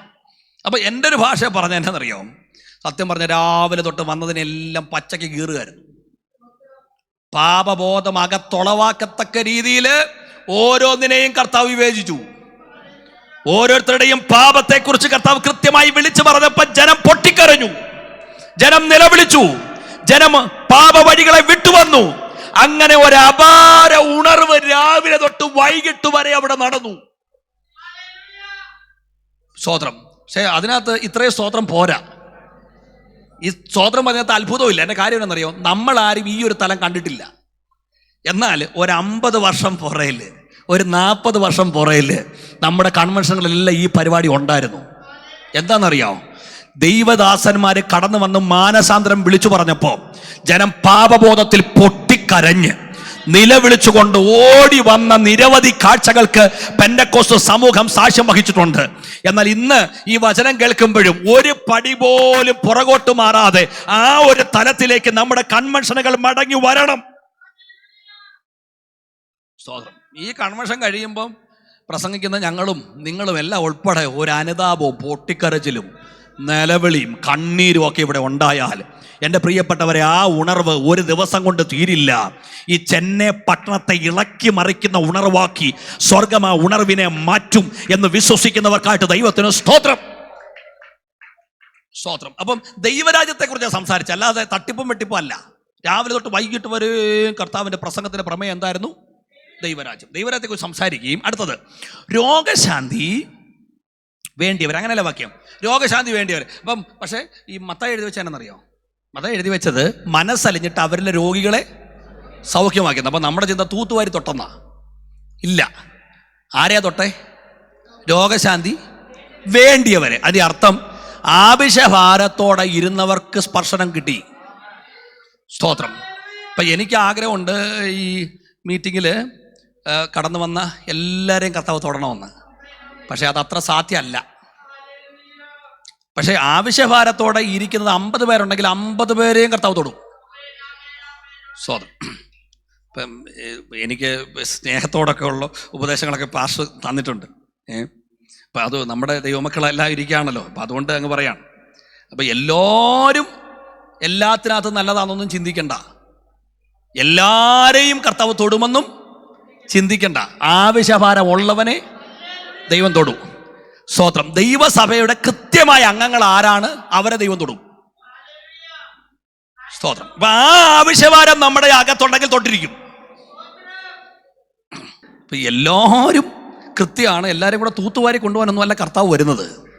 എല്ലാവരെയും അനുഗ്രഹിക്കാനുമല്ല കർത്താവ് വരുന്നത്. കർത്താവ് വരുന്നത് ആവശ്യഭാരം ഉള്ളവനെ തൊടും. ഇന്ന് ഈ ഉപവാസ പ്രാർത്ഥനയിൽ കടന്നു വന്നതേ നിറഞ്ഞു പോകാനല്ലേ. നമ്മൾ ഏത് പരുവത്തിൽ വന്നെന്ന് പറഞ്ഞാലും നമ്മുടെ ഹൃദയം ക്ലിയർ കട്ടായിട്ട് കർത്താവിനോട് കണക്ട് ആയിക്കഴിഞ്ഞാൽ നമ്മെ നിറയ്ക്കാൻ ഒരു ദൈവം ഇവിടെ കടന്നു വന്നിട്ടുണ്ട്. ലൂക്കോസ് കൃത്യമായി എഴുതി, രോഗശാന്തി വേണ്ടിയവരെ കർത്താവ് സൗഖ്യമാക്കി. എൻ്റെ പ്രിയപ്പെട്ടവരെ, ആ ആവശ്യഭാരത്തോടെ കടന്നു വന്നവരെ തൊടാൻ കർത്താവ് ഇന്നു പകലും ഇവിടെ കടന്നു വന്നിട്ടുണ്ട്. സ്തോത്രം. അപ്പം ആ ലൂക്കോസിന്റെ ഭാഷ വളരെ മനോഹരമാണ്. ഇനി മർക്കോസ് പുസ്തകത്തിലേക്ക് തന്നെ നമുക്ക് തിരിച്ചു വരാം, 6-ാം അധ്യായത്തിലേക്ക്. സ്തോത്രം. ഇനി അടുത്ത വാക്യം നിങ്ങളൊന്ന് വായിച്ചേ. 6-ാം അധ്യായത്തില് അടുത്ത വാക്യം നമ്മളിവിടെ വായിച്ചത് 34-ാം വാക്യമാണ്. ഇനി 35-ാം വാക്യം നേരെ നന്നേ വൈകിട്ട് ആ ആ ആ ആ അപ്പൊ ഇവിടെ ദൈവപ്രവൃത്തി നടക്കുന്നതിന് 3 തടസ്സങ്ങൾ ഞാൻ നിങ്ങളോടൊന്ന് പറയാം. 3 തടസ്സങ്ങൾ. ഇവിടെ കർത്താവ് തൻ്റെ പ്രവൃത്തി ചെയ്യുന്നതിന് 3 തടസ്സങ്ങൾ അവിടെയുണ്ട്. ആ തടസ്സങ്ങൾ 35-ാം വാക്യം തൊട്ട് നോക്കുമ്പോൾ, ഒന്ന്, ഇത് നിർജ്ജന പ്രദേശമല്ലോ. അപ്പം മർക്കോസ് എഴുതിയിരിക്കുന്നത് നിർജ്ജന പ്രദേശം എന്നാണ്. പക്ഷെ മത്തായിയും യോഹന്നാനും ഒക്കെ എഴുതിയിരിക്കുന്നത് മരുഭൂമിയാണ്. എങ്ങനെയാ? മരുഭൂമി. അപ്പോൾ അർത്ഥം ഇത്രയേ ഉള്ളൂ. ഒന്നാമത്തെ തടസ്സം എന്നാ? സ്ഥലം, മരുഭൂമി. തിരിച്ചൊരു ചോദ്യം ചോദിച്ചോട്ടെ, ഈ മരുഭൂമിയിൽ മേശ എടുക്കാൻ കർത്താവിന് പറ്റുമോ? അത് നമുക്ക് പിന്നീട് ചിന്തിക്കാം. ഓക്കെ. ഇനി മരുഭൂമിയല്ലോ. ഇനി രണ്ടാമത്തെ തടസ്സം 35-ാം വാക്യത്തിൽ തന്നെ എഴുതിയിട്ടുണ്ട്, നേരം നന്നേ വൈകി. എന്ന് വെച്ചാൽ ടൈം ടു ലേറ്റ്. രണ്ടാമത്തെ തടസ്സം. മൂന്നാമത്തത് 36-ാം വാക്യത്തിൽ എഴുതിയിട്ടുണ്ട്, ഇവർ പറയുകയാണ് അവരെ എന്ത് ചെയ്യണം? പറഞ്ഞയക്കണം. മൂന്നാമത്തെ തടസ്സം. അവരെ പറഞ്ഞു വിട്. മൂന്നാമത്തെ കാര്യം. അപ്പൊ ഞാനിതൊന്ന് ജസ്റ്റ് ഒന്ന് വ്യാഖ്യാനിച്ചൊന്ന് മുമ്പോട്ട് പോവാം. ഒന്നാമത് പറയുന്ന കാര്യം ഇതാണ്, ഈ സ്ഥലം എന്നാണ്? മരുഭൂമി എന്ന് പറഞ്ഞാൽ അവിടെ ഒന്നും ഇല്ല. നിർജ്ജനം എന്ന് പറഞ്ഞാൽ അവിടെ ഒന്നും ഇല്ല. സ്തോത്രം. ഞാൻ ചിന്തിച്ചിട്ടുണ്ട്, ചില സമയങ്ങളിൽ കർത്താവ് നമ്മളെ പലതും പഠിപ്പിക്കാൻ എവിടെ കൊണ്ടുപോകുന്നറിയോ? മരുഭൂമി കൊണ്ടുപോകും. അതിന് ഹോശ നല്ലൊരു വാക്ക് എഴുതി, ഞാൻ അവളെ വശീകരിച്ച് മരുഭൂമിയിൽ കൊണ്ടുപോയി അവളോട്. അപ്പം കർത്താവ് മരുഭൂമിയിൽ കൊണ്ടുവന്നത് എന്തിനാ? നമ്മുടെ ഹൃദയം തുറന്ന് നമ്മളോട് സംസാരിക്കാൻ. ഈ സത്യം പറഞ്ഞാൽ ആ വാക്യം വെച്ചൊന്ന് ഞാൻ ചോദിക്കുകയാണ്, ഈ വശീകരണം എന്നുള്ള വാക്ക് ഒരു പോസിറ്റീവ് വേർഡാണോ? ഈ മരുഭൂമി എന്നുള്ള വാക്ക്, വശീകരണം എന്നുള്ള വാക്ക് പോസിറ്റീവ് വേർഡാണോ? അല്ല. നമ്മൾ സാധാരണ പറയാറില്ലേ, ആരാടീ നിന്നെ വശീകരിച്ചെന്ന് ചോദിക്കുന്നത് എന്ന് പറഞ്ഞാൽ അതൊരു പോസിറ്റീവ് വേർഡായിട്ട് ഉപയോഗിക്കുന്നതല്ല. പക്ഷേ അത് ഹോശ എഴുതിയിരിക്കുന്നത് വളരെ പോസിറ്റീവായിട്ട് പറയാണ്. അവൻ അവളെ വശീകരിച്ച്. എന്തിനാ? എങ്ങോട്ടാ കൊണ്ടുപോകുന്നേ? മരുഭൂമി കൊണ്ടുപോയിട്ട് ലക്ഷ്യം ഹൃദയം തുറന്നൊന്ന് സംസാരിക്കാൻ. കർത്താവിന് നമ്മോട് സംസാരിക്കാൻ വേണ്ടിയാണ് നമ്മളെ കർത്താവ് ഇവിടെ കൊണ്ടുപോകുന്നത്, മരുഭൂമി കൊണ്ടുപോകുന്നത്. അപ്പം ഞാൻ പറഞ്ഞല്ലോ, അത് എന്തുകൊണ്ടാണ് ആ വാക്കിൻ്റെ ഒരു പ്രസക്തി ഞാൻ പറയാം. നമ്മുടെ കുഞ്ഞുങ്ങളുമായിട്ട് ബന്ധപ്പെട്ട് തന്നെ നിങ്ങളൊന്ന് എടുത്തു നോക്കിയാൽ മതി. നമ്മുടെ കുഞ്ഞുങ്ങളെ നമുക്ക് കുഞ്ഞുങ്ങളെക്കുറിച്ച് ഒരു ലക്ഷ്യമുണ്ട്. നമ്മൾ ആഗ്രഹിക്കുന്ന രീതിയിൽ നമ്മുടെ കുഞ്ഞുങ്ങൾ വരണം, അങ്ങനല്ലേ? നമ്മുടെ കുഞ്ഞുങ്ങളെ വളർത്തി എങ്ങനെയും പോട്ടെന്ന് പറഞ്ഞാണോ? അല്ല. നമ്മൾ ആഗ്രഹിക്കുന്ന രീതിയിൽ നമ്മുടെ തലമുറ വരണം. അതിന് ഒന്നാമതെടുക്കുന്ന ആയുധം സ്നേഹമാണ്. അവർക്ക് വസ്ത്രം വേണമെങ്കിൽ വസ്ത്രം, അവർക്ക് എന്താണ് ചോദിക്കുന്നത് എല്ലാം മേടിച്ചു കൊടുക്കും. എന്തിനാ മേടിച്ചു കൊടുക്കുന്നത്? നന്നാകാൻ വേണ്ടിയല്ലേ, നന്നായിട്ട് ജീവിക്കാനല്ലേ. പിന്നെ സ്നേഹിച്ചിട്ട് ശരിയായ രീതിയിൽ പോയില്ലെങ്കിൽ രണ്ടാമതെടുക്കുന്നൊരു മാർഗം എന്നാ? വടിയെടുക്കാൻ പറ്റുമോ? ഇവിടെ അടിക്കാൻ പറ്റുമോ? വീട്ടിലടിക്കാതിരിക്കും അല്ലേ? സ്കൂളിൽ പറ്റത്തില്ല. ഇപ്പം നാട്ടിലൊന്നും പറ്റത്തില്ല, സ്കൂളിൽ പറ്റത്തില്ല. പക്ഷേ നമുക്കൊരു കാര്യം അറിയാം, ഈ പഴയ അധ്യാപകരൊക്കെ നമ്മൾ കാണുമ്പോൾ ഏറ്റവും കൂടുതൽ അടിച്ച അധ്യാപകരോടുള്ളൊരു സ്നേഹം. എന്നെ ഒരു ഗതിയില്ലാതെ ജനലെ കൊടുത്ത് എറിഞ്ഞിട്ടുണ്ട്. അപ്പം എന്നാലും ആ സാറിനെ കാണുമ്പോൾ നമുക്കൊരു സ്നേഹമാണ് പ്രത്യേകിച്ച്. കാര്യം നമുക്കറിയാം, എറിഞ്ഞതും അടിച്ചതും ഒന്നും കൊല്ലാനല്ല, മറിച്ച് നന്നാകാനാണ്. അപ്പം അടിക്കും. പിന്നെ ഈ ചില സന്ദർഭങ്ങളിൽ ഇപ്പോഴത്തെ പിള്ളേരുണ്ട്, തിരിഞ്ഞങ്ങ് നിൽക്കുകയാണ്. എന്താ എന്നെ അടിയെന്നാ? അവനെ അടിച്ചിട്ട് കാര്യമല്ലോ ഉണ്ടോ? അപ്പോൾ യെശയ്യാവ് അതുകൊണ്ടാണ് പറഞ്ഞത്, ഇനി നിങ്ങളെ അടിച്ചിട്ട് ഒരു കാര്യമില്ല. അധികം അടിക്കും തോറും അടിയെന്ന് പറഞ്ഞ് നിൽക്കുകയാണ്. പക്ഷേ ഇരമ്യാവിൻ്റെ കാലം വന്നപ്പോഴത്തേന് വലിയ പ്രശ്നമായി. ഇരമ്യാവ് പറഞ്ഞു, ഇപ്പം അടിച്ചിട്ടും നോവുന്നില്ല, ഇപ്പം ക്ഷയിപ്പിച്ചിട്ടും ഒരു ബോധവും കൈക്കൊള്ളുന്നില്ല. ഇപ്പം നമുക്കറിയാം, ഈ അമ്മച്ചിമാരൊക്കെ കാല് ബ്ലഡ് സർക്കുലേഷനൊക്കെ നിന്നു, എന്നാലൊരു പ്രതീക്ഷ ഉണ്ടെന്ന് എങ്ങനെ അറിയുന്നേ? കാലിലൊന്ന് നുള്ളി നോക്കും, അല്ലെങ്കിൽ ഒന്ന് അടിച്ചു നോക്കും. അപ്പം ഈ നുള്ളുമ്പോഴും അടിക്കുമ്പോഴും അമ്മച്ചി കാല് വലിക്കുവാണെങ്കിൽ ഒരു പ്രതീക്ഷയാണ്. പക്ഷേ നുള്ളിയിട്ടും അടിച്ചിട്ടും അമ്മച്ചി കാല് വലിക്കുന്നില്ല. അപ്പോൾ ഒരുത്തം നിന്ന് പറയുകയാണ്, ഓ അമ്മച്ചിക്ക് ഒരു കുഴപ്പമില്ല, നീണ്ട് അടിച്ചിട്ടും കുഴപ്പമില്ല, നുള്ളിയിട്ടും കുഴപ്പമില്ല. അത് നല്ല ലക്ഷണമാണോ? ഇല്ല, അമ്മച്ചി ചാവുകയാണ്. ഈ ആത്മീയ കോളത്തിൽ ഈ ഒരു പ്രശ്നമുണ്ട്. ഇപ്പം നമ്മൾ ഈ പ്രസംഗം തുടങ്ങിയിട്ടൊരു ഞാൻ പറഞ്ഞു 6-7 വർഷമായിട്ടുള്ളൂ. അപ്പോൾ ഈ ആദ്യ സമയം ഞാൻ ഇന്നലെ പാസ്വേഡ് ചില അനുഭവങ്ങൾ പറഞ്ഞു. ഇപ്പം ഈ പ്രസംഗിച്ച് തുടങ്ങിയ സമയത്ത് വലിയ പ്രശ്നമായിരുന്നു. എന്നെ പലയിടത്തൊന്നും ഈ അവനെ കൊണ്ട് വിളിക്കല്ലേ എന്ന് പറഞ്ഞിട്ടുണ്ട്. കാര്യം നമ്മൾ ഈ വെട്ടൊന്ന് മുറിയുണ്ടെന്ന് പറഞ്ഞ് അടിച്ചാനാണ്. പറഞ്ഞു പുള്ളി എന്നെ ഇട്ട് കുത്തിയതാണ്, എനിക്കിട്ട് തന്നതാണ്, ഞങ്ങളെ അടിച്ചത്, വിളിക്കരുത് ഇനി ഭാഷയെ, ആ പുള്ളിയെ വിളിക്കരുത്, ഇങ്ങനെ പറഞ്ഞിട്ടുണ്ട്. പക്ഷെ ഇപ്പോഴത്തെ ഒരു സന്തോഷം പറയാം, ഒരു പ്രശ്നമില്ല, എന്ത് പ്രസംഗിച്ചാലും ഒരു പ്രശ്നമില്ല. അപ്പം നിങ്ങൾ വിചാരിക്കും എല്ലാം നന്നായതെന്നല്ല, ഇപ്പോൾ ആർക്കും ഇത് ഏൽക്കുന്നൊന്നുമില്ല. ആണ് അന്ന് നല്ല വെട്ട് കേൾക്കുമ്പോഴായിരുന്നു പരാതി. ഇപ്പോൾ ഒരു വെട്ടും ആർക്കും കൊള്ളുന്നില്ല. അതുകൊണ്ട് ഒരു പരാതിയില്ല. പറഞ്ഞോട്ടെന്നേ, പൊന്നമ്മാമയ്ക്കുള്ളത് അടിച്ചപ്പുറത്തോട്ട് ഇപ്പുറത്തോട്ട് അടിക്കുന്നത് എനിക്കുള്ളതല്ല. ഇപ്പോൾ 2-3 ആഴ്ചയ്ക്ക് മുമ്പ് ഞാനൊരു ചർച്ചയിൽ പോയപ്പോൾ ദൈവജന ശുശ്രൂഷ കഴിഞ്ഞപ്പോൾ കൊരിന്ത്യലേഖനത്തിൽ നിന്ന് ഞാൻ സംസാരിക്കുന്നത്. പ്രസംഗമെല്ലാം കഴിഞ്ഞപ്പം ഒരു അച്ഛൻ ഓടി ഇങ്ങോട്ട് വന്നിട്ട് പറഞ്ഞു, ഭാഷ ഉഗ്രം പ്രസംഗമായിരുന്നു, സൂപ്പർ, ഇങ്ങനെ വേണം ഭാഷ, ഇങ്ങനെ പറയണമെന്നേ, നല്ലോണം കിട്ടിയിട്ടുണ്ട്, എല്ലാവരും കിട്ടിയിട്ടുണ്ട് എന്നൊക്കെ പറഞ്ഞു. അപ്പോൾ യോഗം കഴിഞ്ഞപ്പം എന്നോട് ഭാഷ ചോദിച്ചു, ആ പുള്ളി എന്ത് പറഞ്ഞു? ഞാൻ പറഞ്ഞു എല്ലാവരും കിട്ടിയെന്ന് പറഞ്ഞു. പുള്ളി പറഞ്ഞു, പുള്ളി ഇട്ട ഫാൻ 2 ആഴ്ചയ്ക്ക് മുമ്പ് കറങ്ങുന്നില്ലെന്നും പറഞ്ഞ് ഇവിടെ ഉഗ്ര അടി ഉണ്ടാക്കിയ കക്ഷിയാണ്. പുള്ളിയാണ് ഇവിടെ സഭയിലെ പ്രധാന പ്രശ്നക്കാരൻ. അപ്പോൾ എനിക്കൊരു കാര്യം മനസ്സിലായി, പുള്ളി പറഞ്ഞത് എനിക്കൊഴിച്ച് ബാക്കി എല്ലാവർക്കും കിട്ടി, പുള്ളിക്ക് എന്തായാലും കിട്ടിയിട്ടില്ല. ഇത് നമുക്കുള്ള ദൂതാ, ഇവിടെ ഇരിക്കുന്നവർക്കുള്ളതാണ്, കേരളത്തിലുള്ളവർക്കല്ല, നമുക്കുള്ള ദൂതാ. അതുകൊണ്ട് അപ്പുറത്തോട്ട് ഇപ്പുറത്തോട്ട് തട്ടണ്ട, നെഞ്ചത്തോട്ടം ഏറ്റെടുത്താൽ മതി. നമ്മളോട് കർത്താവ് സംസാരിച്ചുകൊണ്ടേ ഇരിക്കുകയാണ്. സ്വതന്ത്രം. ഈ ഇരമ്യാവ് പറഞ്ഞ അതാണ്. ഇപ്പം ആർക്കും എന്തോ ഇന്നില്ല, നോവുന്നില്ല, ആർക്കും ബോധം കൈക്കൊള്ളുന്നില്ല. ഇത് കണ്ടിട്ട് സത്യം പറഞ്ഞാൽ ഞാനും ചോദിച്ചോട്ടെ, സ്നേഹിച്ചിട്ട് നടക്കുന്നില്ല, തല്ലിയിട്ട് നടക്കുന്നില്ല, അങ്ങനെയാണെങ്കിൽ നമ്മൾ പിന്നെ എന്തോ ചെയ്യും? ഞാൻ PVP-യിൽ യുവജനങ്ങളുടെ പ്രവർത്തിക്കുന്ന ഒരാളാണ്. പലരും എന്നോട് പറഞ്ഞിട്ടുണ്ട്, എൻ്റെ പാർഷേ എന്തെല്ലാം കൊടുക്കാമോ അതെല്ലാം കൊടുത്ത് സ്നേഹിച്ചതാ, തല്ലിയിട്ട് നന്നാവുന്നില്ല, ഇനി പോന്ന വഴി പോട്ട് പാർഷേ എന്ന് പല അമ്മമാരും എന്നോട് കരഞ്ഞോട് പറഞ്ഞിട്ടുണ്ട്. പക്ഷേ കർത്താവ് ഈ രണ്ട് രീതി പരീക്ഷിച്ചിട്ടും നടക്കാഞ്ഞിട്ടും കൈവിട്ടില്ല. കർത്താവ് മൂന്നാമതൊരു വഴി കയ്യിലെടുത്തു. ആ വഴിയുടെ പേരാണ് വശീകരണം. എന്താ വശീകരണം എന്ന് പറഞ്ഞതിൻ്റെ അർത്ഥം എന്നാണെന്നറിയാം? ഇപ്പം മിൻറ്റോ ബ്രദറിൻ്റെ പേരെനിക്ക് അറിയാമെന്ന് ഞാനങ്ങ് പറയാം. മിൻറ്റോ ബ്രദറിന് എന്നെ കൊണ്ടൊരു കാര്യം സാധിക്കാനുണ്ട്. പക്ഷേ എനിക്കത് ഇഷ്ടമില്ലാഞ്ഞിട്ടും എന്നെ ബ്രെയിൻ വാഷ് ചെയ്ത് എൻ്റെ ഹൃദയം പിടിച്ചിട്ട് എനിക്കിഷ്ടമില്ലെങ്കിലും ആ വഴി കൊണ്ടുപോകുന്ന പരിപാടിക്ക് പറയുന്ന പേരാണ് വശീകരണം. അങ്ങനെയാണെങ്കിൽ ഒന്ന് കാര്യം ഓർത്തോ, പലർക്കും ഇഷ്ടമില്ലാഞ്ഞിട്ടും ഇതിനകത്ത് നിൽക്കുന്നതിൻ്റെ കാര്യം എന്താണെന്നറിയാവോ? ബോധ്യമാകണം. നമ്മുടെ കർത്താവ് നമ്മുടെ ഹൃദയം പിടിച്ചിട്ട് ഇഷ്ടമില്ലെങ്കിലും ആ വഴി കൊണ്ടുപോയത് കൊണ്ടാണ് ജീവനോടെ ഇന്ന് പകൽ നിൽക്കുന്നത് എന്ന് ഉറപ്പുള്ളവർക്കായിട്ട് ദൈവത്തിന് സ്തോത്രം. ഈ കർത്താവിൻ്റെ സ്നേഹം ശരിക്കും നമ്മളൊന്ന് ആസ്വദിക്കാൻ തുടങ്ങിയുണ്ടല്ലോ, നമ്മളറിയാതെ നമ്മുടെ കണ്ണ് നിറഞ്ഞു പോകും. ഞാൻ ചിന്തിച്ചിട്ടുണ്ട്, ഈ പത്രോസും എല്ലാം കൂടെ അവസാനം തിബിരിയാസ് കടൽക്കരയിൽ മീൻ പിടിച്ച് രാത്രി മുഴുവൻ അധ്വാനിച്ചിട്ട് ഒന്നും കിട്ടാതിരിക്കുമ്പോൾ സത്യം പറഞ്ഞാൽ ദൈവഹിത പ്രകാരമുള്ള ഇരിപ്പാണോ ആ ഇരിപ്പ്? നിങ്ങൾ പറ. ആണോ? അല്ല. ഇപ്പം എങ്ങനെ ഇവർ പോയത്? ഇവർ വീണ്ടും പിന്മാറ്റത്തിൽ പോയതല്ലേ? നിങ്ങൾ ഉത്തരം പറഞ്ഞേ. ആണ്. ഇവരെന്തിനാ ദൈവം വിളിച്ചേ? സുവിശേഷ വേലയ്ക്കാന്ന് പറഞ്ഞാൽ മനുഷ്യരെ പിടിക്കാനല്ലേ, മനുഷ്യരെ പിടിക്കാനാ. പക്ഷെ ഇവർ പഴയ പിന്മാറ്റത്തിൽ പോയി അവിടെ ഇരിക്കുകയാണ്. കർത്താവ് പറഞ്ഞ വാക്കിനെ ധിക്കരിച്ചിട്ടിരിക്കുകയാണ്. ഈ നിങ്ങളോട് കാര്യം ചോദിക്കുക, സത്യം പറഞ്ഞാൽ കർത്താവിന് പണി കൊടുത്തിട്ടാണ് പോയിരിക്കുന്നത്. കർത്താവിന് പണി കൊടുത്തിട്ട് തള്ളിപ്പറഞ്ഞ് പിന്മാറ്റത്തിൽ പോയി കർത്താവ് പറയുന്ന വാക്ക് കേൾക്കാതെ പോയിരിക്കുകയാണ്. ഇപ്പം എൻ്റെ ഒരു ചിന്ത ഞാൻ പറയാം, നിങ്ങൾ അങ്ങനെ അല്ലെങ്കിൽ നല്ല മനുഷ്യർ. ഇപ്പം നമുക്കൊരു നമ്മുടെ കൂടെ നിൽക്കുക ഒരാൾ, നമ്മുടെ കൂടെ നിൽക്കുകയാണ്, എൻ്റെ കൂടെ നിൽക്കുകയാണ് ഒരാൾ. ഇപ്പം എനിക്കിട്ടൊരു പണിയും തന്നിട്ട് ഞാൻ പറയുന്ന വാക്ക് കേൾക്കാതെ വേറൊരിടത്ത് പോയിട്ട് പുള്ളിക്ക് നല്ലൊരു പണി കിട്ടി, നമുക്കൊരു കൊച്ചു സന്തോഷം ഉണ്ടാവത്തില്ലേ? നിങ്ങൾ മിണ്ടായിരിക്കുമ്പോൾ തോന്നുന്നു നിങ്ങൾ നല്ല മനുഷ്യരാണ്, പക്ഷേ എനിക്കൊരു സന്തോഷം ഉണ്ടാവും. കാരണം എൻ്റെ കൂടെ നിന്നതാണ്, എൻ്റെ കൂടെ നിന്നെയാണ്.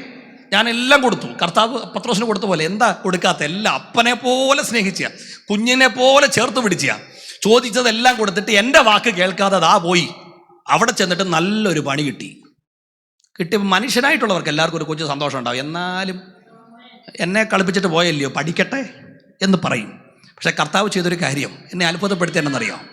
എന്നെ പോലെ സന്തോഷിച്ചില്ല. രാത്രി മുഴുവൻ അധ്വാനിച്ചിട്ട് ഒന്നും കിട്ടാതെ പണി കിട്ടി അവിടെ ഇരിക്കുമ്പോഴും കർത്താവ് അവിടെ ചെന്നിട്ട് ഒരു വാക്കുകൊണ്ടുപോലും നോവിക്കാതെ, ഒരു വാക്കുകൊണ്ടുപോലും കുറ്റം പറയാതെ, രാത്രി മുഴുവൻ അധ്വാനിച്ചിട്ട് ഒന്നും കിട്ടാതിരുന്ന അവന്റെ പടകിൽ വല നിറച്ചു കൊടുത്ത് പടക് നിറച്ചു കൊടുത്തിട്ട് കർത്താവ് പറഞ്ഞു, ഇനിയേലും എന്നെ സ്നേഹിക്ക്. എൻ്റെ പ്രിയപ്പെട്ടവരെ, കഴിഞ്ഞ നാളുകളിൽ കർത്താവ് പറഞ്ഞ വാക്ക് ധിക്കരിച്ചു പോയി പല ബുദ്ധിമുട്ടുകളും ഉണ്ടായിട്ടുണ്ടാകാം. പക്ഷെ ഇന്ന് പകലും കർത്താവ് നമ്മെ തേടി വരികയാണ്, വശീകരിച്ചുകൊണ്ട് തിരിച്ചു പിടിക്കാൻ. ആ സ്നേഹം അറിയുന്ന പ്രിയപ്പെട്ടവർക്കായി ഞാൻ കർത്താവിന് സ്തോത്രം ചെയ്യുക. സ്തോത്രം. അപ്പൊ ഒന്നാമത്തെ തടസ്സം തന്നെ മരുഭൂമി. രണ്ടാമത്തെ തടസ്സം എന്നറിയോ?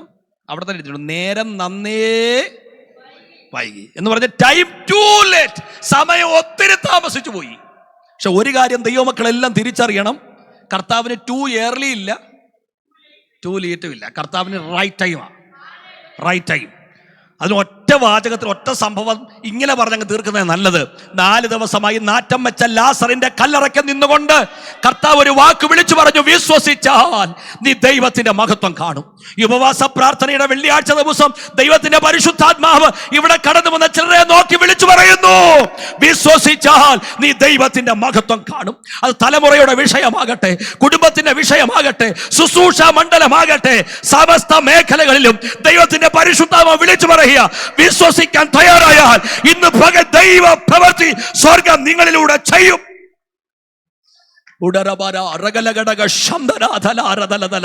എനിക്കുള്ള ദൂതാന്ന് പറഞ്ഞ് ഏറ്റെടുക്കാൻ ഇന്ന് പകൽ നിയോഗമുള്ള പ്രിയപ്പെട്ടവരുണ്ടെങ്കിൽ അല്പസമയം കരങ്ങളെ അടിച്ച് കർത്താവിനെ ഒന്ന് ആരാധിച്ചാട്ട്. കർത്താവിന് ടു ലേറ്റ് ഇല്ല, ടു ഏർലി ഇല്ല. കർത്താവിന് റൈറ്റ് ടൈമാണ്. അവൻ തക്ക സമയത്ത് നിങ്ങളെ ഉയർത്താൻ ദൈവത്തിന്റെ ബലമുള്ള കൈകീഴിൽ താണിരിപ്പി.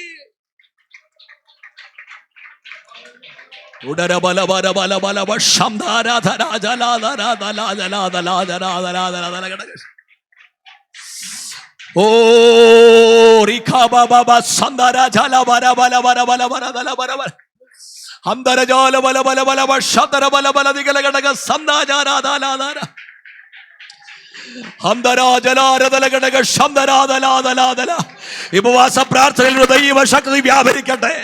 നമ്മുടെ ഹൃദയത്തിന്റെ നിരാശകൾ യേശുവിന്റെ നാമത്തിൽ പുറത്തു പോകട്ടെ.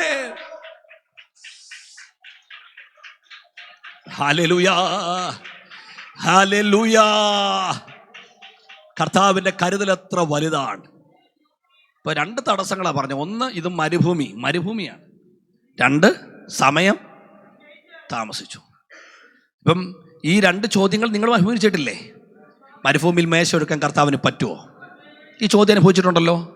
പക്ഷെ ആ ചോദ്യങ്ങളുടെ നടുവിലൊരു ഉത്തരം ദൈവം തന്നെ വന്നിട്ടില്ലേ? ഇനി സമയം ലേറ്റാ മാമേ, ടൈം ലേറ്റായി പോയി, ഇനി ഒരു രക്ഷയില്ല എന്ന് പറഞ്ഞിട്ടില്ലേ ആൾക്കാർ? പക്ഷെ അതിൻ്റെ നടുവിലും കർത്താവിൻ്റെ കരം കണ്ടവരല്ലേ നമ്മൾ? ദൈവത്തിൻ്റെ സ്തോത്രം. 3-മത്തത് കാര്യമാണ് പറഞ്ഞയക്കണേ. ഇപ്പോൾ പറയാണ് പറഞ്ഞു വിട്ടേക്കാൻ എന്ന് പറഞ്ഞാൽ പ്രതീക്ഷയോടെ ശിഷ്യന്മാരെ നോക്കുമ്പോൾ അവരും പറഞ്ഞു വിട്ടേര്. അപ്പോൾ ഈ ലോകത്തിൻ്റെ ഒരു പ്രകൃതം അതാണ്. എന്ന് പറഞ്ഞാൽ ഇന്ന് ഇങ്ങനെ ചേർത്ത് പിടിക്കുന്നവൻ നാളെ കൈമലർത്തി കാണിക്കും. പിന്നെ ഒരു കാര്യം നമ്മൾ ഓർത്താൽ മതി, വലിയ പ്രതീക്ഷയോടെ എവിടെയെങ്കിലും നമ്മൾ നോക്കുന്നുണ്ടേലേ അവർ ഉറപ്പ് നമ്മളെ തിരിച്ചു വിട്ടിരിക്കും. ഈ ബൈബിളിൻ്റെ ഒത്ത നടുക്കൊരു വാക്യമുണ്ട്. ഏതാണെന്നറിയോ? മനുഷ്യരിൽ ആശ്രയിക്കുന്നതിനേക്കാൾ യഹോവയിൽ ആശ്രയിക്കുന്നത് നല്ലത്, പ്രഭുക്കന്മാരിൽ ആശ്രയിക്കുന്നതിനേക്കാൾ അത് സംഘടനയിരിക്കുന്നത് ബെറ്റർ എന്നാണ്. പക്ഷേ ഇന്നത്തെ കാലഘട്ടത്തിൽ ബെറ്ററൊന്നുമല്ല, ആശ്രയിക്കുകയരുത്. ഞാൻ ഈ കുഞ്ഞുങ്ങളോട് പറയാറുണ്ട്, നല്ല നല്ല സ്വപ്നമൊക്കെ കാണണം, പക്ഷേ അമ്മാച്ചനെ നോക്കിക്കൊണ്ട് കാണല്ലേ. ചർച്ചിലെ ഏറ്റവും നല്ല കാശുകാരൻ നോക്കിക്കൊണ്ട് കാണരുത്. ഉറപ്പാണ് പുള്ളി പണി തന്നിരിക്കും.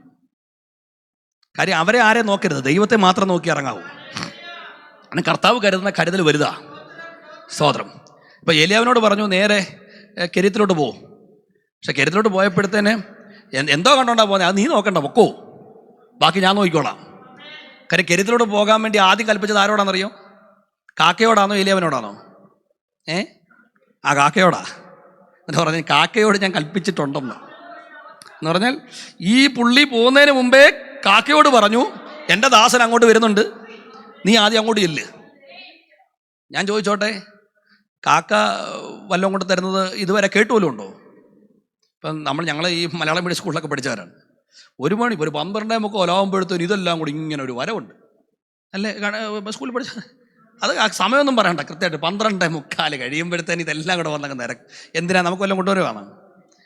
അങ്ങോട്ട് കണ്ണ് തെറ്റി ആ റാഞ്ചി കൊണ്ടുപോകാൻ വരുവാ. അല്ലേ? ആണോ? അല്ലേ? ആണ്. പിന്നെ തത്ത വന്നിരുന്നാൽ വല്ലതൊക്കെ കൊടുക്കും, പ്രാവ് വന്നാലും വല്ലതും കൊടുക്കും. കാക്കയ്ക്ക് വല്ലതും കൊടുക്കുമോ? ഇല്ല. കാക്ക വരുമ്പോൾ കൊല്ലെടുത്തെറിയണമെന്ന് പറഞ്ഞു, കൊച്ചു പിള്ളേർ പറഞ്ഞു എറിഞ്ഞേക്കണമെന്ന്. പക്ഷെ ഈ സാധനത്തോടാണ് കർത്താവ് കൃത്യമായിട്ട് പറഞ്ഞത്. നീ പലരുടെ കയ്യിൽ നിന്ന് തട്ടിപ്പറിച്ചുകൊണ്ട് പോയിട്ടുണ്ടാവും, പക്ഷേ ഇപ്പം അങ്ങനല്ല, എൻ്റെ ദാസനം കൂടെ വരുന്നുണ്ട്, നിനക്ക് ഞാൻ തരുന്നത് കൊണ്ടാ കൊടുത്താൽ മതി. അപ്പം അതുകൊണ്ട് അതിനകത്ത് കർത്താവ് പറഞ്ഞൊരു അർത്ഥമുണ്ട്. നമ്മൾ ആശ്രയിക്കുന്ന പലതും നമുക്കൊന്നും കൊണ്ടുവരികയല്ല, പക്ഷെ ദൈവം കൽപ്പിച്ചത് നമ്മൾ പ്രതീക്ഷിക്കാത്ത ആൾക്കാരെ ആയിരിക്കും. അത് ദൈവം ഒരുക്കിക്കോളും, ചെന്നങ്ങ് കയറിയാൽ മതി. സ്തോത്രം. അപ്പം എൻ്റെ ശുശ്രൂഷയിൽ എനിക്ക് BTech ഒക്കെ കഴിഞ്ഞിട്ട് എനിക്കൊരു ആഗ്രഹമുണ്ട്, ഒരു സെമിനാരിൽ പഠിക്കണം. അപ്പം എനിക്ക് ഭയങ്കര ആഗ്രഹമാണ് ഈ SIBC പോയി പഠിക്കണം എന്നുണ്ട്, MD. അപ്പം ഞങ്ങളുടെ കയ്യിൽ പൈസയൊന്നുമില്ല. അപ്പം ഞാനിങ്ങനെ ഇരിക്കുകയാണ്. അപ്പം അങ്ങനെ ഇരിക്കുന്ന സമയത്ത് നമ്മുടെ ചർച്ചിൽ ഒരു അച്ചാന് വീട്ടിൽ വന്നിട്ട് പറഞ്ഞു, ഷിബിന് എന്തോ പ്ലാന്. അപ്പം ഞാൻ പറഞ്ഞു ഇതുപോലെ SIBC പോയി പഠിക്കാനൊക്കെയാണ് ചോദിച്ചു. അപ്പം ഫീസിൻ്റെ കാര്യമൊക്കെ ഞാൻ പറഞ്ഞു, എൻ്റെ ഇച്ചിരി ബുദ്ധിമുട്ടുള്ളതുകൊണ്ടാണ് ഇപ്പോൾ പോകുന്നില്ല 1 വർഷം. അപ്പം പുള്ളി പറഞ്ഞു അങ്ങനൊന്നും ബുദ്ധിമുട്ടരുത്, ഞാൻ നോക്കിക്കോളാം എന്ന് പറഞ്ഞു. എൻ്റെ അവിടെ നിന്ന് തന്നെ വിളിച്ചിട്ട് പറഞ്ഞു കൊച്ചിന് അഡ്മിഷൻ കൊടുക്കാൻ പറഞ്ഞു. പുള്ളിക്ക് ഇൻഫ്ലുവൻസ് ഉള്ള ആളാണ്. അവൻ അഡ്മിഷൻ കൊടുത്തേര്, നാളെ തന്നെ അവൻ ഇതയക്കും, അഡ്മിഷൻ കൊടുത്തേര്, ഫീസിൻ്റെ കാര്യം ഞാൻ നോക്കിക്കോളാം. അപ്പോൾ അങ്ങനെ എൻ്റെ ഫീസ് മുഴുവൻ 2 വർഷത്തെ പുള്ളി അങ്ങ് സ്പോൺസർ ചെയ്തു. ഇവിടെ ആരും സ്വോത്രമൊന്നും പറഞ്ഞില്ല. അത് നല്ല കാര്യം, സ്വോത്രം പറയല്ലേ എന്ന് ഞാൻ ആഗ്രഹിച്ചു. കാര്യം എന്താ പറയുക, ഈ പുള്ളി ചെയ്തില്ല, എന്നെ പറഞ്ഞങ്ങ് വിട്ടു. അപ്പോൾ പുള്ളി പറഞ്ഞതുകൊണ്ടാണ് ഞാൻ പോയത്. ഞാൻ പോയി ഞാനവിടെ ചെന്നിട്ട് ആ പോയ പോക്കല്ലാതെ പുള്ളി പിന്നെ ഫോണും എടുത്തിട്ടില്ല, എന്നെ വിളിച്ചിട്ടുമില്ല. അപ്പം ഞാൻ മമ്മിയോട് പറഞ്ഞു ഇനി വിളിക്കാനൊന്നും പോകണ്ട. അപ്പോൾ ദിവസങ്ങളിങ്ങനെ കഴിയുകയാണ്. അപ്പം ഫീസിൻ്റെ ഡ്യൂ ഡേറ്റ് ഉണ്ട്, ഒരു ഡ്യൂ ഡേറ്റ്. അപ്പോൾ എൻ്റെ മനസ്സിൽ തീരുമാനമുണ്ട്, എന്നറിയാം, വൈകിട്ട് 4 മണിക്ക് ഇതിൻ്റെ ലിസ്റ്റ് ഇടുമ്പോഴത്തേന് എൻ്റെ പേര് വരുന്നതിന് മുമ്പേ ഞാൻ ക്യാമ്പസിൽ നിന്ന് പോകും. അങ്ങനെയാണ് തീരുമാനം എടുത്തിരിക്കുന്നത്. ദിവസങ്ങളിങ്ങനെ പോവാണ്. ഇപ്പോൾ ഫീസിൻ്റെ ഡ്യൂ രാവിലെ അനൗൺസ് ചെയ്തു, 4 മണിയാകുമ്പോഴത്തേന് ഡേറ്റ് ഇടും, സംഭവം ഫീസ് കൊടുക്കാനുള്ള ലിസ്റ്റ് ഇടുമെന്ന് പറഞ്ഞു. അപ്പം എനിക്ക് മനസ്സിലായി ഏകദേശം ഞാൻ പോകാനുള്ള സമയമായി. അപ്പം ഞാൻ മമ്മിയോട് പറഞ്ഞു ഒരു കാരണവശാലും ഞാൻ അത് കഴിഞ്ഞിട്ട് അവിടെ നിൽക്കത്തില്ല എന്ന് പറഞ്ഞൊന്നും വിടത്തില്ല അവർ. എന്നാൽ എനിക്കൊരു നാണക്കേട്. അപ്പം ഞാനങ്ങനെ രാവിലെ ക്ലാസ്സിൽ പോകുന്നതിന് മുമ്പേ എൻ്റെ സാധനം എല്ലാം പാക്ക് ചെയ്ത് വെച്ചു. കാരണം എൻ്റെ ചിന്ത ഉച്ചയ്ക്ക് ചാപ്പാടടിക്കുക, എടുത്തുകൊണ്ട് പോവുക. അപ്പം ബാംഗ്ലൂരല്ലേ, അപ്പം നമുക്ക് ഇവിടുന്ന് വരാം ഇങ്ങനെ തീരുമാനിച്ചിരിക്കുക. അപ്പം അങ്ങനെ ഉച്ചയ്ക്ക് ഞാൻ ആഹാരം കഴിച്ചിട്ട് വന്ന് മൊബൈൽ നോക്കുമ്പോൾ മമ്മിയുടെ കോള് കിടപ്പുണ്ട്. അപ്പം മമ്മി എന്നെ വിളിച്ചിട്ട് പറയാണ്, മോനെ ഒരു വലിയ സംഭവം നടന്നു. അന്ന് ഒരു 11 മണിയായപ്പം നമ്മുടെ വീട്ടിൽ ഒരു അകന്ന റിലേഷൻ, അവരോട് ഞങ്ങൾക്ക് വലിയ ബന്ധമൊന്നുമില്ല, ഒരു അകന്ന രക്തബന്ധം അത്രേ ഉള്ളൂ. വർഷങ്ങളായി അദ്ദേഹം വീട്ടിൽ വന്നിട്ട് മമ്മിയുടെ എൻ്റെ കാര്യമൊക്കെ ചോദിച്ചിട്ട് മമ്മിയോട് പറയാണ്, സത്യം പറഞ്ഞാൽ ഇന്നലെ രാത്രിയിൽ എനിക്ക് ഉറങ്ങാൻ പറ്റത്തില്ല. അപ്പം എന്നോട് ദൈവാത്മാവ് സംസാരിച്ചു, ഷിബിന് ഇത് കൊടുക്കണം. അപ്പം പുള്ളി അത്യാവശ്യം ഒന്നും കൊടുക്കാത്ത ആളാണ്, ലോകപ്രകാരം ഒന്നും കൊടുക്കാത്ത ആളാണ്. അപ്പോൾ പുള്ളി അതുകൊണ്ട് പിടിച്ചു വെച്ച് നോക്കി കൊടുക്കാരിയാവും, പുള്ളിയെ സമ്മതിച്ചില്ല ദൈവം, അത് കൊടുത്തേ പറ്റൂ. അങ്ങനെ പുള്ളി ബാങ്ക് തുറന്നപ്പോഴത്തേന് വലിയ കാര്യങ്ങളൊക്കെ ക്ലിയർ ചെയ്തുകൊണ്ട് വന്നതാണ്. പക്ഷെ കൊണ്ടുവന്ന് കൊടുത്ത എമൗണ്ട് എനിക്ക് 2 വർഷം പഠിക്കാനും ഉണ്ടായിരുന്നു, എൻ്റെ പോക്കറ്റ് മണിക്കും ഉണ്ടാവും. അപ്പം ഈ മറ്റേ പുള്ളിയെ ഒരുക്കിയത് എന്നെ അങ്ങോട്ട് ചാടിക്കാനാണ്. പക്ഷെ പിന്നെ ദൈവം വിചാരിച്ചു ഇവൻ്റെ വിശ്വാസം ഒന്നും അറിയണമല്ലോ. അപ്പം ആ പറഞ്ഞു വിട്ട കക്ഷിയെ നോക്കണ്ട, ഞാൻ നിനക്ക് വേണ്ടി വേറെ കരുതലാണ് ഒരുക്കുന്നേ. അപ്പം നിങ്ങൾ ചിന്തിക്കരുത് മറ്റേ പുള്ളി കുഴപ്പക്കാരനാണ്, അയാൾ നല്ല മനുഷ്യനാണ്. ഏതാ എന്നെ പറഞ്ഞു വിട്ട പുള്ളി കുഴപ്പക്കാരനാണെന്ന് ആരും ചിന്തിക്കല്ലേ, അയാൾ നല്ല മനുഷ്യനാണ്.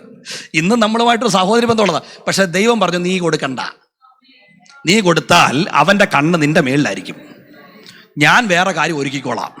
ഇപ്പം കുഞ്ഞുങ്ങൾ ഒത്തിരിയൊന്നുമില്ല, പക്ഷെ ഉള്ളവരോടൊക്കെ പറയാണ്, എൻ്റെ പ്രിയപ്പെട്ടവരെ, ദൈവം നൽകുന്ന കരുതലിൽ ആശ്രയിച്ചാൽ മതി. കർത്താവ് ഒരു കരുതൽ നമുക്ക് വേണ്ടി ഒരുക്കിയതാണ്. ആ കരുതൽ അനുഭവിക്കുന്നവർക്കായിട്ട് ഞാൻ ദൈവത്തിന് സ്തോത്രം ചെയ്യുകയാണ്. ദൈവത്തിന് സ്തോത്രം. അപ്പം 3 തടസ്സങ്ങൾ പറഞ്ഞു. 1 മരുഭൂമിയാണ്, 2 ടൈം ടു ലേറ്റായി, 3-ാമത്തെ കാര്യം പറഞ്ഞയക്കണമെന്ന് സകലരും പറഞ്ഞപ്പോൾ കർത്താവ് മാത്രം പറഞ്ഞു അവരെ പറഞ്ഞയക്കേണ്ട ആവശ്യമില്ല. ഒറ്റ കാര്യം കൂടെ പറഞ്ഞിട്ട് പ്രാർത്ഥിക്കാൻ പോവാം. ഈ വന്നുകൂടിയ ജനം എത്ര ഉണ്ടായിരുന്നു? 5000 പുരുഷന്മാർ. അപ്പോൾ സഹോദരിമാരും കുഞ്ഞുങ്ങളും കൂടെ ചേർത്ത് എത്ര കാണും? ഇവിടുത്തെ അനുവാദം നോക്കിക്കഴിഞ്ഞാൽ ഒരു 15,000 ഉണ്ട്. അതിൽ സഹോദരന്മാരെക്കാളും കൂടുതലില്ലേ? ഈ മുമ്പിൽ ഇരിക്കുന്ന ഞങ്ങളെല്ലാം പാർഷന്മാരാണ്. അപ്പോൾ അതും കൂടെ കണക്കാക്കി ബാക്കി നോക്കിക്കഴിഞ്ഞാൽ അതിൻ്റെ 2 ഇരട്ടി 3 ഇരട്ടി ഇവിടെയുണ്ട്. പൊതുവെ സഹോദരിമാരെ കൂടുതലാണ്. എങ്കിൽ പോലും ഒരു ക്ലിയറായ ഒരു അനുവാദം നോക്കിയാൽ തന്നെ ഒരു 10,000 പേര് കാണത്തില്ലേ? കുഞ്ഞുങ്ങളും അമ്മമാരുമായിട്ട് കാണുമോ? സഹോദരിമാരുമായിട്ട്. ഇന്നത്തെ എൻ്റെ കൂട്ട് എനിക്കൊന്ന്, ഞങ്ങൾക്ക് 2, അതല്ലല്ലോ. അന്നത്തെ കാലത്തിലെ നെല്ലിക്ക ചാക്ക് തുറന്നു വിടുന്ന പോലെയാണ് പിള്ളേർ. അതുപോലെ ഈ പിള്ളേരെല്ലാം ഉണ്ട്, സഹോദരിമാരും ഉണ്ട്. ഏറ്റവും കുറഞ്ഞൊരു 15,000 പേര് ആ മീറ്റിങ്ങിലുണ്ട്. ഞാൻ ചോദിച്ചോട്ടെ, ഈ യേശുവിൻ്റെ കയ്യിലിരിക്കുന്നത് എത്ര ഉണ്ട്? 5 അപ്പവും 2 മീനും. ഒരു ചോദ്യം, ഈ 5 അപ്പവും 2 മീനും കൂടെ ഈ ഇരിക്കുന്ന 15,000 എണ്ണത്തിന് ഡിവൈഡ് ചെയ്താൽ ഓരോരുത്തർക്കും എന്തോ കിട്ടും? നിങ്ങൾ ഉത്തരം പറ. ഒരു തന്മാത്ര കിട്ടുമോ? നിങ്ങൾ പറഞ്ഞേ. സ്വതന്ത്രം. പക്ഷെ കർത്താവ് ഒരു കാര്യം ചെയ്തു, എന്നറിയോ? ഇത് കയ്യിലോട്ട് എടുത്ത് വെച്ചിട്ട്, കർത്താവെ 15,000 5 അപ്പം, 15,000 2 മീന്, എന്തോ ചെയ്യുമെന്ന് 50 വർഷം പറഞ്ഞായിരുന്നെങ്കിലും എന്തേലും മാറ്റം ഉണ്ടാവുമോ? ഇല്ല. കർത്താവ് ചെയ്തൊരു കാര്യം, ഇത് കൈ വെച്ചിരിക്കുമ്പോൾ തന്നെ മുകളിലോട്ട് നോക്കിയതിൻ്റെ കാര്യം എന്താണെന്നറിയാം? കർത്താവിനറിയാം കയ്യേലിരിക്കുന്നത് അസാധ്യമാണേലും മുകളിലിരിക്കുന്നവൻ ഇത് അസാധ്യമാക്കാൻ കഴിവുള്ളവനാണ്. ഈ അസാധ്യത്തെ സാധ്യമാക്കാൻ കഴിവുള്ളവനാണ്. അതാണ് രക്ഷപ്പെടാനുള്ള മാർഗവും. ദൈവത്തിൻ്റെ സ്തോത്രം. നമ്മുടെ പ്രശ്നം എന്താണെന്നറിയാമോ? നമ്മളിത് കയ്യെ വെച്ചോണ്ട് അയ്യോ അയ്യോ അയ്യോ അയ്യോ എന്ന് പറഞ്ഞ് കരഞ്ഞുകൊണ്ടിരിക്കുകയാണ്. ഇത്രയും നാളായിട്ട് ഈ വാക്കുകൊണ്ട് വല്ല ഗുണമുണ്ടായിട്ടുണ്ടോ? എനിക്ക് ഇവിടുത്തെ കാര്യം അറിയത്തില്ല. ഞങ്ങളുടെ നാട്ടിലെ പെന്തക്കോസ്തുകാർ ഏറ്റവും കൂടുതൽ പറയുന്ന 2 വാക്ക്, അയ്യോ വയ്യ. എപ്പോഴും അയ്യോ അയ്യോ, പിന്നെ പറയും എപ്പോഴും ആരോട് ചോദിച്ചാലും വയ്യ. ഞാൻ ചോദിച്ചോട്ടെ, വയ്യ 50 പേരോട് പറയുമ്പം ആദ്യമൊക്കെ പറയുമ്പോൾ എന്തോ അമ്മാമ എന്തെങ്കിലും ചോദിക്കും, പിന്നെ ചോദിക്കുക പോലും ചെയ്യുമോ? ഇല്ല. കാരണം അവർ പറയുന്നത് എന്തോ ചോദിച്ചാലും എന്തോ പറയുന്നത് വയ്യ വയ്യ വയ്യ. ഈ 2 വാക്കുമാണ് സാധാരണ കോമൺ വേർഡായിട്ട് മാറിക്കൊണ്ടിരിക്കുക. അതുകൊണ്ട് ഞാൻ പറയുന്നത് ഈ 2 വേടങ്ങ് കളഞ്ഞേക്കണം. അയ്യോന്നും വേണ്ട, വയ്യാന്നും വേണ്ട. പിന്നെ ഒരു കാര്യം ഓർത്തോണം, കയ്യിൽ ഇത് വെച്ചോണ്ട് എത്ര നേരം അയ്യോ വയ്യ എന്ന് പറഞ്ഞിട്ട് ഒരു കാര്യവും ഇല്ല. ആ സമയം കൊണ്ട് കർത്താവിൻ്റെ മുഖത്തോട് നോക്കണം. കാര്യം കയ്യേലിരിക്കുന്നത് വയ്യാത്ത സാധനമാണേലും മുകളിലിരിക്കുന്ന ദൈവത്തിന് സകല വല്ലായ്മകളെയും സകല അയ്യോ വിളികളെയും മാറ്റാൻ കഴിവുള്ളവനാ. പലപ്പോഴും നമുക്ക് പറ്റുന്ന അപകടം എന്നാണെന്നറിയോ? ഈ കയ്യിലിരിക്കുന്ന അസാധ്യം വെച്ചോണ്ടാ കയ്യടി വരില്ലല്ലോ.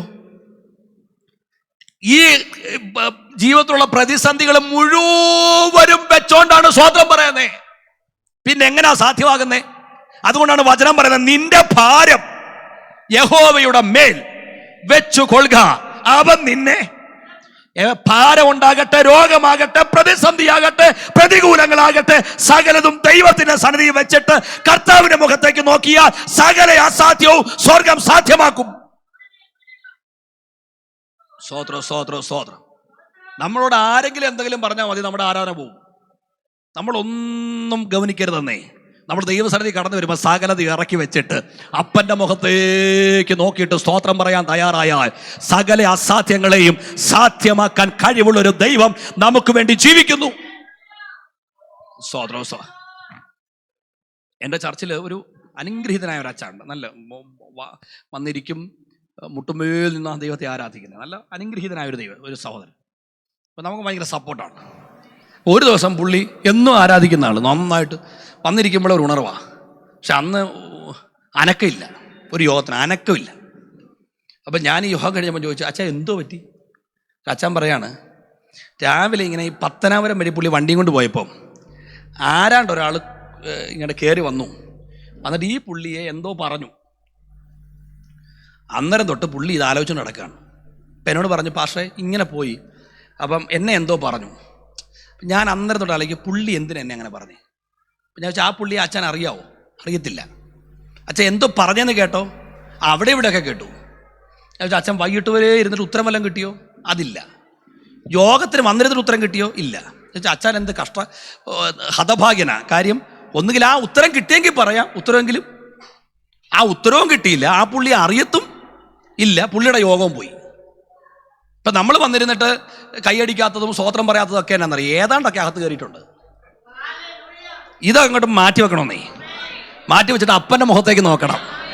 എത്ര വലിയ രോഗമാണേലും ആ രോഗത്തേക്കാൾ വലിയവനല്ലേ നമ്മുടെ അപ്പൻ. നമ്മുടെ കയ്യിലിരിക്കുന്നത് അസാധ്യമാണെങ്കിലും സകലതും സാധ്യമാക്കാൻ കഴിവുള്ളവനല്ലേ നമ്മുടെ അപ്പൻ. ദൈവത്തിന് സ്തോത്രം. എൻ്റെ പ്രിയപ്പെട്ടവരെ, ഇത്രയും പറയുമ്പോൾ ഇതും കൂടെ പറഞ്ഞ് നിർത്താതിരിക്കാൻ പറ്റില്ല, പറയാതിരിക്കാൻ പറ്റില്ല. നമ്മുടെ കർത്താവ് ജീവന്റെ അപ്പമാണെങ്കിൽ, ആ ജീവന്റെ അപ്പമായവൻ ഈ ലോകത്തിലേക്ക് വന്ന് നമ്മളെ ചേർത്ത് പിടിച്ചെങ്കിൽ ആ കർത്താവിനാൽ അസാധ്യമായത് യാതൊന്നുമില്ല. ഇന്ന് പകലും വചനം കേൾക്കുമ്പോൾ ഹൃദയത്തെ ഒന്ന് ഏകാഗ്രമാക്കി ദൈവസന്നിധിയിൽ ഒന്ന് ആരാധന കൊടുക്കുവാൻ തയ്യാറുള്ള ദൈവമക്കൾക്കായി ഞാൻ കർത്താവിന് സ്തോത്രം ചെയ്യുക. സ്തോത്രം, സ്തോത്രം, സ്തോത്രം. അല്പനിമിഷങ്ങൾ പ്രാർത്ഥിക്കാൻ വേണ്ടി ഒന്ന് സമയം എടുക്കാൻ. എല്ലാവരും ബൈബിളൊക്കെ ഒന്ന് മടക്കി വെക്കാമോ, അടച്ചു വെക്കാമോ? നമ്മൾ ഒരുമിച്ചൊന്ന് പ്രാർത്ഥിക്കാനായിട്ട് പോവുകയാണ്. എൻ്റെ പ്രിയപ്പെട്ടവരെ, ഇന്നും നമുക്ക് വേണ്ടി ഇറങ്ങി വരുന്നൊരു ദൈവമുണ്ട്. തൃപ്തിയാമണ്ണം നമ്മെ അനുഗ്രഹിക്കുന്നൊരു ദൈവമുണ്ട്. ആത്മീയ നന്മകളാൽ നമ്മളെ അഭിഷേകം ചെയ്യുന്നൊരു ദൈവമുണ്ട്. ദൈവത്തിന് സ്തോത്രം. നമ്മളെ കാണുന്നൊരു ദൈവമുണ്ട്. നമ്മുടെ ജീവിതത്തിലെ മരുഭൂമിയുടെ അവസ്ഥകളിലൊക്കെ നമുക്ക് വേണ്ടി ഇറങ്ങി വരുന്നൊരു ദൈവമുണ്ട്. ലേറ്റാണെന്ന് ലോകം പറയുമ്പോഴും നമുക്ക് വേണ്ടി റൈറ്റ് ടൈമിൽ ഇറങ്ങി വരുന്നൊരു ദൈവമുണ്ട്. പറഞ്ഞയക്കണമെന്ന് ലോകം പറയുമ്പോഴും വരെ പറഞ്ഞയക്കേണ്ട ആവശ്യമില്ല, ഞാൻ അവർക്ക് വേണ്ടി ഇറങ്ങുമെന്ന് കൽപ്പിക്കുന്ന ഒരു ദൈവമുണ്ട്. എത്ര വലിയ അസാധ്യ മണ്ഡലങ്ങളെ സാധ്യമാക്കാൻ കഴിവുള്ള ഒരു ദൈവമുണ്ട്. ഹല്ലേലൂയ. ആ കർത്താവിന്റെ മുഖത്തേക്ക് നോക്കി ഒന്ന് സ്തോത്രം പറയാൻ ദൈവത്തിന്റെ പരിശുദ്ധാത്മാവ് ഹൃദയത്തിനകത്ത് പ്രേരണ തരുന്നവര് അല്പസമയം അധരങ്ങളെ തുറന്നൊന്ന് പ്രാർത്ഥിച്ചാട്ട്. ഉപവാസ പ്രാർത്ഥനയുടെ സമാപന നിമിഷങ്ങളിലും ആ ദൈവ സാന്നിധ്യം അനുഭവിക്കുന്നവർ, ദൈവകൃപ അനുഭവിക്കുന്നവർ അധരങ്ങൾ തുറന്ന് അല്പസമയം കർത്താവിനൊന്ന് ആരാധന കൊടുക്കട്ടെ, ആരാധന കൊടുക്കട്ടെ. ഹല്ലേലൂയ.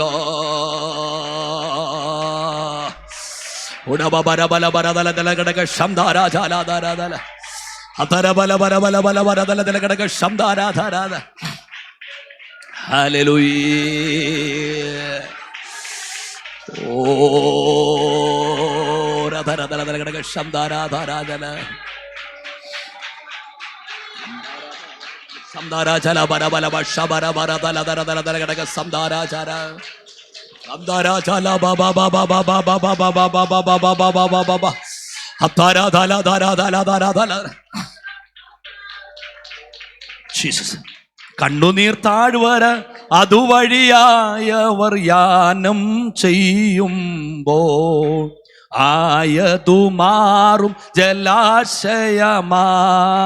കണ്ണുനീർ താഴ്വര അതുവഴിയായവർ യാനം ചെയ്യുമ്പോൾ ആയതു മാറും ജലാശയം. ആമേൻ. മുൻമഴയാനുഗ്രഹ പൂർണ്ണമാകും. ആമേൻ. മുൻമഴയാനുഗ്രഹ പൂർണ്ണമാകും.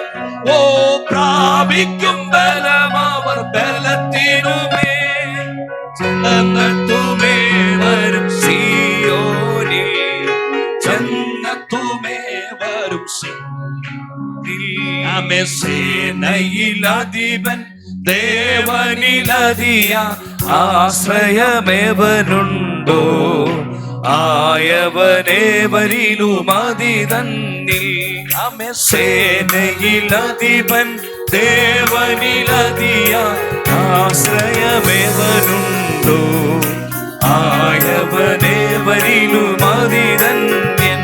ആമേൻ. കണ്ടു നീ താഴ്വർ അതുവഴിയായവർ യാനം ചെയ്യുമ്പോൾ ആയതു മാറും ജലാശയമാ. ഓ കണ്ടു നീ താഴ്വർ അതുവഴിയായവർ യാനം ചെയ്യുമ്പോൾ ആയതു മാറും ജലാശയമാ. മുൻമഴയാനുഗ്രഹ പൂർണ്ണമാകും. മുൻമഴയാനുഗ്രഹ പൂർണ്ണമാകും. ഓ പ്രാപിക്കു ബലമവർ ബലത്തിനുമേ ചെന്നെത്തുമേ വരും സിയോനിൽ. ചെന്നെത്തുമേ വരും സിയോനിൽ. സേനയിലധിപൻ ദേവനിലധിയ ആശ്രയമേവനുണ്ടോ? ആയവനേവരിലും സേനയിലധിപൻ ദേവനിലധിയ ആശ്രയമേവനുണ്ടോ? ആയവനേവരിലും അതിധന്യൻ. നമ്മൾ ഈ പാട്ട് പാടി ദൈവത്തെ ആരാധിക്കും. പക്ഷെ എല്ലാവരും ഈ വാക്കുകളൊന്ന് ശ്രദ്ധിക്കുക. നമ്മൾ ഇന്ന് പകൽ ദൈവത്തിന്റെ വചനം നമ്മൾ കേട്ടുകൊണ്ടിരിക്കുകയായിരുന്നു. ഈ ദിവസങ്ങളെല്ലാം ദൈവത്തിൻ്റെ പരിശുദ്ധാത്മ ഓരോ സെക്ഷനിലും നമ്മളെ തൊട്ട് സംസാരിച്ചുകൊണ്ടിരിക്കുകയാണ്. ഇന്ന് പകലും ഞാൻ സംസാരിക്കുമ്പോഴെല്ലാം ഒരു വലിയ അപാരമായൊരു ദൈവ സാന്നിധ്യം എൻ്റെ ജീവിതത്തിൽ ഞാൻ അനുഭവിക്കുന്നുണ്ട്. നിങ്ങൾ എത്ര പേര് അത് അനുഭവിക്കുന്നുണ്ടെന്ന് എനിക്കറിയില്ല. അതെൻ്റെ ഗുണമല്ല, പോൾ പാസ്റ്റർ ഗുണമല്ല, പ്രിയ കർത്താവിൻ്റെ ദാസ എബി പാസ്റ്റർ ഗുണമല്ല, മറിച്ച് ഇതിനകത്ത് വ്യാപരിക്കുന്നൊരു ദൈവ സാന്നിധ്യമാണ് വിഷയം. ആ ദൈവ സാന്നിധ്യമാണ് നമ്മളെ തൊട്ടുകൊണ്ടിരിക്കുന്നത്. അപ്പോൾ അതുകൊണ്ട് ഞാൻ ഈ പറയുന്നത് കൊണ്ട് തൂത്തുവാരിയൊന്നും കൈവെക്കരുത്. പക്ഷേ ദൈവത്തിൻ്റെ പരിശുദ്ധാത്മാവ് എന്നെ തൊട്ടു. എൻ്റെ ഹൃദയത്തോട് ദൈവാത്മാവ് സംസാരിച്ചു. എൻ്റെ ജീവിതത്തിലൊരു സമൂലമായ മാറ്റം എനിക്ക് ആവശ്യമാണ്. എൻ്റെ കർത്താവിൻ്റെ പൈതലായിട്ട് ജീവിക്കാൻ, എൻ്റെ കർത്താവിൻ്റെ മാത്രം വകയായിട്ട് ജീവിക്കാൻ, അവനെ ഉയർത്തി ജീവിക്കാൻ, എൻ്റെ ജീവിതത്തിൻ്റെ പ്രതിസന്ധി ഘട്ടങ്ങളിലൊക്കെ കർത്താവിൽ പരിപൂർണമായി ആശ്രയിക്കുവാൻ, എനിക്ക് കാവൽ നിൽക്കുന്നൊരു ദൈവത്തെ, അവനെ മാത്രം പിൻപറ്റുവാൻ, അവന് വേണ്ടി തൻ്റെ ഇടത്തോടെ നിൽക്കുവാൻ ഞാൻ ആഗ്രഹിക്കുക. എൻ്റെ ജീവിതത്തിൽ ഭാരങ്ങളുണ്ട്, വേദനകളുണ്ട്, രോഗത്തിൻ്റെ അവസ്ഥകളുണ്ട്. എന്നാൽ എൻ്റെ കർത്താവ് എനിക്കൊരു വിടുതൽ നൽകുക മാത്രമല്ല, എൻ്റെ കർത്താവിന് വേണ്ടി എനിക്ക് ധൈര്യത്തോടെ നിലകൊള്ളണം. എൻ്റെ കർത്താവിന് വേണ്ടി എനിക്ക് അടിയുറച്ചു നിൽക്കണം. ഭൗതികമായ നന്മകളെക്കാൾ ഉപരിയായി തൃപ്തിയാവണ്ണം ആത്മീയമായ നന്മകൾ എനിക്ക് ആവശ്യമുണ്ട്. അങ്ങനെ ആഗ്രഹമുള്ളവർ മാത്രം, ഞാൻ പറയുന്നത് പോലെ തൂത്തുവാരി കൈവെക്കരുത്. ഹൃദയത്തിനകത്ത് ദൈവാത്മാവ് നിയോഗം തരുന്നു. എനിക്ക് ആത്മീയമായ ഒരു വിടുതൽ ആവശ്യമാണ്, ആത്മീയമായ ഒരു ഉദ്ധാരണം ആവശ്യമാണ്. എൻ്റെ അപ്പൻ്റെ മുഖത്തേക്ക് നോക്കിക്കൊണ്ട് എനിക്കൊരു യാത്ര ആവശ്യമാണ്. അതിനായി ഞാൻ എന്നെ തന്നെ സമർപ്പിക്കുന്നു എന്ന് തീരുമാനമുള്ളവർ മാത്രം കരങ്ങളൊന്ന് ഉയർത്തിപ്പിടിച്ചാട്ട്. അങ്ങനെയുള്ളവർ മാത്രം ആ കരം ഉയർത്തുന്നവർ നന്നായിട്ടൊന്ന് ഉയർത്തിപ്പിടിക്കണം, നന്നായിട്ടൊന്ന് ഉയർത്തിപ്പിടിച്ചാട്ട്. ദൈവത്തിന് സ്തോത്രം. ആ ഉയർത്തിപ്പിടിച്ച പ്രിയപ്പെട്ട ഒന്ന് എഴുന്നേറ്റ് നിൽക്കാൻ കഴിയുമെങ്കിൽ ഒന്ന് എഴുന്നേറ്റ് നിൽക്കുക. ദൈവത്തിന് സ്തോത്രം. ഒന്ന് എഴുന്നേറ്റ് നിൽക്കുക. ദൈവത്തിന് സ്തോത്രം, സ്തോത്രം, സ്തോത്രം, സ്തോത്രം, സ്തോത്രം, സ്തോത്രം, സ്തോത്രം, സ്തോത്രം, സ്തോത്രം, സ്തോത്രം. അമ്മ ഹൃദയത്തിനകത്ത് ദൈവത്തിന്റെ പരിശുദ്ധാത്മാവ് അങ്ങനെ ഒരു നിയോഗം തന്നാണ് നിങ്ങൾ എഴുന്നേറ്റ് നിൽക്കുന്നതെങ്കിൽ ഒരാൾ പോലും ഇതിനകത്ത് മൗനമായി നിൽക്കരുത്. ഞങ്ങൾ ഒരുപക്ഷെ നിങ്ങളുടെ തലമേൽ കൈവച്ചില്ലെങ്കിൽ പോലും ദൈവത്തിന്റെ കരം നിങ്ങളുടെ മേൽ തൊടുന്ന നിമിഷങ്ങളാണ്, ദൈവത്തിന്റെ ശക്തി വ്യാപരിക്കുന്ന നിമിഷങ്ങളാണ്. അധരങ്ങൾ തുറന്ന് ആരാധിക്കാൻ കഴിയുമെങ്കിൽ അധരങ്ങൾ തുറന്ന് കർത്താവിനെ ആരാധിക്കുക. ഇതുവരെ പ്രാപിക്കാത്തൊരു അഭിഷേകം, ഇതുവരെ പ്രാപിക്കാത്തൊരു ദൈവകൃപ, ഇതുവരെ പ്രാപിക്കാത്തൊരു ദൈവിക നിയോഗം സ്വർഗം ഇന്ന് പകൽ നമ്മുടെ മേൽ പകരുകയാണ്. ദൈവത്തിന്റെ പരിശുദ്ധാത്മാവ് നമ്മെ ഒന്ന് തൊടാൻ, ദൈവത്തിന്റെ പരിശുദ്ധാത്മാവ് നമ്മെ ഒന്ന് സ്പർശിക്കാൻ.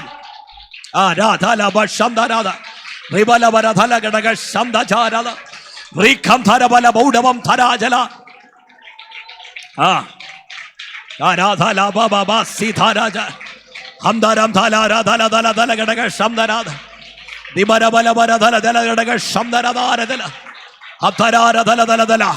അധരങ്ങളെ ഒന്ന് വിട്ടുകൊടുക്കട്ടെ, ശരീരങ്ങളെ ഒന്ന് വിട്ടുകൊടുക്കട്ടെ, ഹൃദയങ്ങളെ ഒന്ന് വിട്ടുകൊടുക്കട്ടെ.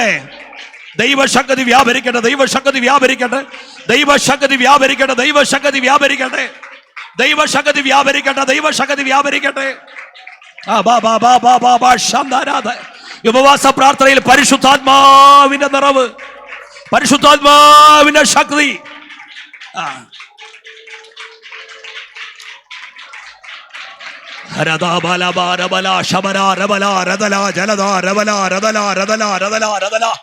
അന്തരം ധാരബലമ ശംദര ജലദ അത്തര ജലദല ദലഘടക ശംദര ബൗഡബലബര അത്തര രഥല ദലഘടക ശംദര ദലഘടക അത്തര രഥല ദലഘടക ശംദാരാധാര അന്തരം ധാരബല ബല ബല ബല ബല ദലഘടക. ഓ പരിശുദ്ധാത്മാവേ, അങ്ങയുടെ ശക്തിക്കായി നന്ദി, അങ്ങയുടെ ശക്തിക്കായി നന്ദി, അങ്ങയുടെ കൃപയ്ക്കായി നന്ദി, അങ്ങയുടെ കൃപയ്ക്കായി നന്ദി, അങ്ങയുടെ കൃപയ്ക്കായി നന്ദി, അങ്ങയുടെ കൃപയ്ക്കായി നന്ദി അപ്പാ, അങ്ങയുടെ കൃപയ്ക്കായി നന്ദി അപ്പാ, അങ്ങയുടെ കൃപയ്ക്കായി നന്ദി അപ്പാ. ഒരു പുതിയ ശക്തി ഞങ്ങളുടെ മേലൊന്ന് പകരണേ, ഒരു പുതിയ കൃപ ഞങ്ങളുടെ മേലൊന്ന് പകരണേ. ഞങ്ങളുടെ പ്രിയപ്പെട്ട ശരീരത്തിലുള്ള രോഗത്തിന്റെ കെട്ടുകൾ യേശുവിന്റെ നാമത്തില് ഇന്ന് പകൽ അഴിയട്ട് കർത്താവേ. ആത്മീയമായൊരു വിടുതല്, ആത്മീയമായൊരു ഉദ്ധാരണം, ആത്മീയമായൊരു ചലനം യെസ് സംഭവിക്കട്ടെ, സംഭവിക്കട്ടെ, സംഭവിക്കട്ടെ, സംഭവിക്കട്ടെ.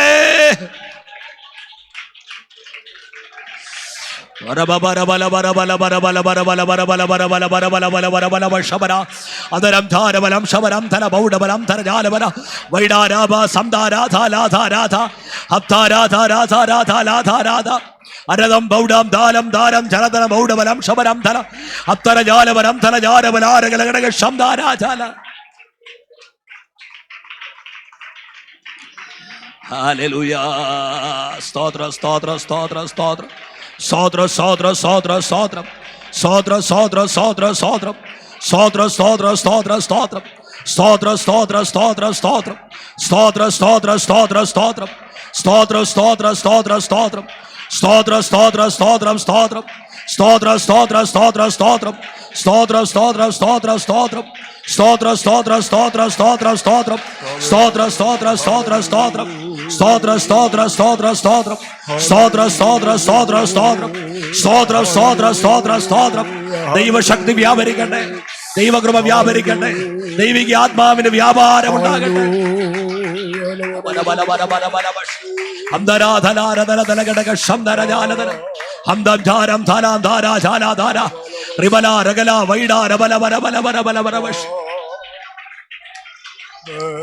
ഹല്ലേലൂയ. നിൽപ്പുന്നോട് തന്നെ നമ്മൾ ഈ പാട്ടൊന്ന് പാടി ആരാധിച്ച് സന്തോഷത്തോടെ ഇന്ന് പകൽ കടന്നു പോകാൻ ആഗ്രഹിക്കുക. നമ്മുടെ കരങ്ങളെ അടിച്ച് അധരങ്ങളെ തുറന്നൊരുമിച്ച് ഈ പാട്ട് പാടി കർത്താവിനെ ആരാധിച്ച് സന്തോഷത്തോടെ നമുക്ക് കടന്നു പോകാം. എല്ലാവർക്കും കൂടെ ഒരുമിച്ച് പാടി കർത്താവിനെ ആരാധിക്കാം. നിങ്ങളെല്ലാവരും കണ്ണുകൾ അടയ്ക്കുക, അധരങ്ങൾ തുറക്കുക, ശബ്ദം ഉയർത്തി പാടി ഉപവാസ പ്രാർത്ഥനയിലെ അവസാന നിമിഷങ്ങൾ ദൈവ സാന്നിധ്യം അനുഭവിക്കുന്ന അതുല്യ നിമിഷങ്ങളായി മാറുവാൻ നമ്മളെ തന്നെ ഒന്ന് സമർപ്പിച്ചു കൊടുത്തുകൊണ്ട് ഒരുമിച്ച് ആത്മാവിൽ കർത്താവിനെ ആരാധിച്ച് സന്തോഷത്തോടെ കടന്നു പോകാം. കർത്താവ് നമ്മെ സഹായിക്കട്ടെ.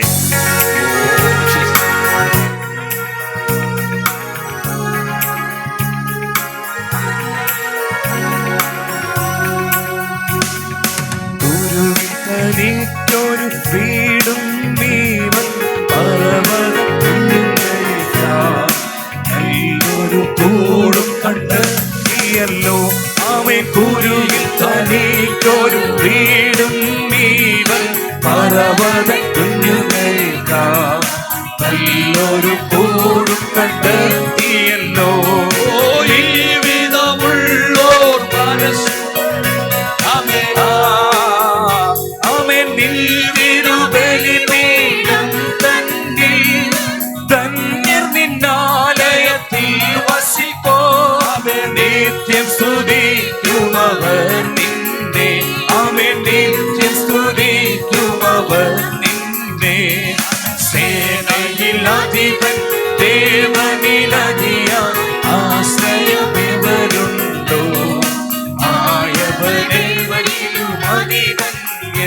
ആമേൻ സേനയിൽ അധിപൻ ദേവനിലധിയ ആശ്രയമെവരുണ്ടോ ആയവനെവരിൽ അതിധന്യൻ ഓ ബലം നിന്നിലുള്ളോ ആയം നിറഞ്ഞോ നിശ്ചയമായി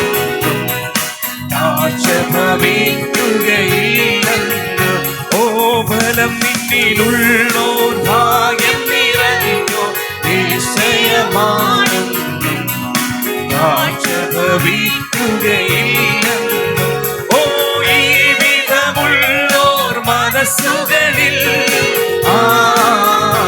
അവൻ ഈ വിധമുള്ളോർ മനസ്സുകളിൽ നിർണയമുണ്ട് നിരന്തരമാ സിയോൻ നഗരി തിരുവഴികൾ ഓ ഹല്ലേലൂയ തിരുവഴികൾ സേനയിലധിപൻ ദേവനിലധിയ ആശ്രയമെവരുണ്ടോ ആയവനേവരിലും ഓ ആമേൻ സേനയിലധിപൻ ദേവനിലധിയ ആശ്രയമെവരുണ്ടോ ആയവനേവരിലും അതിധന്യൻ ഓ കണ്ണുനി താഴ്വര അതുവഴിയായ ധ്യാനം ചെയ്യുമ്പോ ആയതുമാറും ജലാശയമാ ആമേൻ കണ്ണുനി താഴ്വര അതുവഴി ധ്യാനം ചെയ്യുമ്പോ ആയതുമാറും ജലാശയമാ ഓ മുൻമഴ അനുഗ്രഹ പൂർണ്ണമകും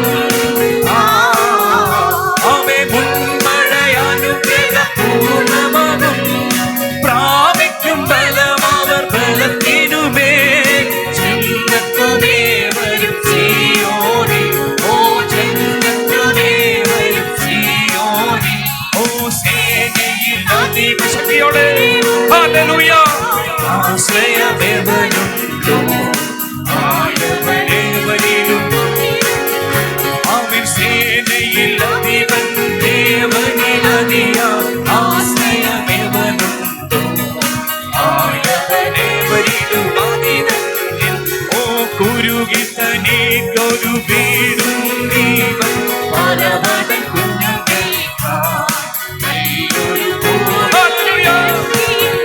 ഓ കുരുകിൽ തനേക്കൊരു വീടും ദീപം പരവതൻ കുഞ്ഞുങ്ങൾക്കൊരു കൂടം കണ്ടെത്തിയല്ലോ നിൻ തിരുബലിപീഠം തന്നിൽ ഓ നിൻ തിരുബലിപീഠം തന്നിൽ നിന്നാലയത്തിൽ വസിക്കോ നിത്യം സ്തുതിക്കുമവർ നിന്നെ ആമേൻ നിത്യം സ്തുതിക്കുമവർ നിന്നെ ആമേൻ സേനയിൽ അധിപൻ ദേവനിലധിയ ആശ്രയമെവരുണ്ടോ ആയവർ ശക്തിയോടെ ചേർന്ന് ആമേൻ സേനയിൽ അധിപൻ ഹല്ലേലൂയ ആശ്രയമെവരുണ്ടോ ആയവനെവരിലും ഓഹോ ബലം നിന്നിലുള്ളോ ഭാഗ്യം നിറഞ്ഞോ നിശ്ചയമാണ് ഭവിക്കുകയില്ല ഓ ബലം നിന്നെ ഹല്ലേലൂയ ഓ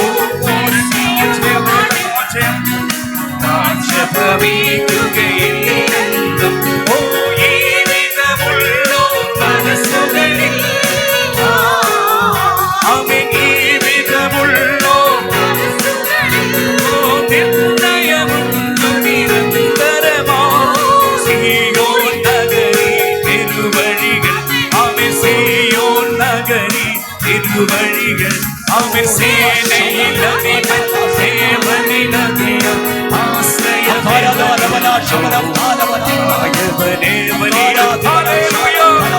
ഓ സേനയിലധിപൻ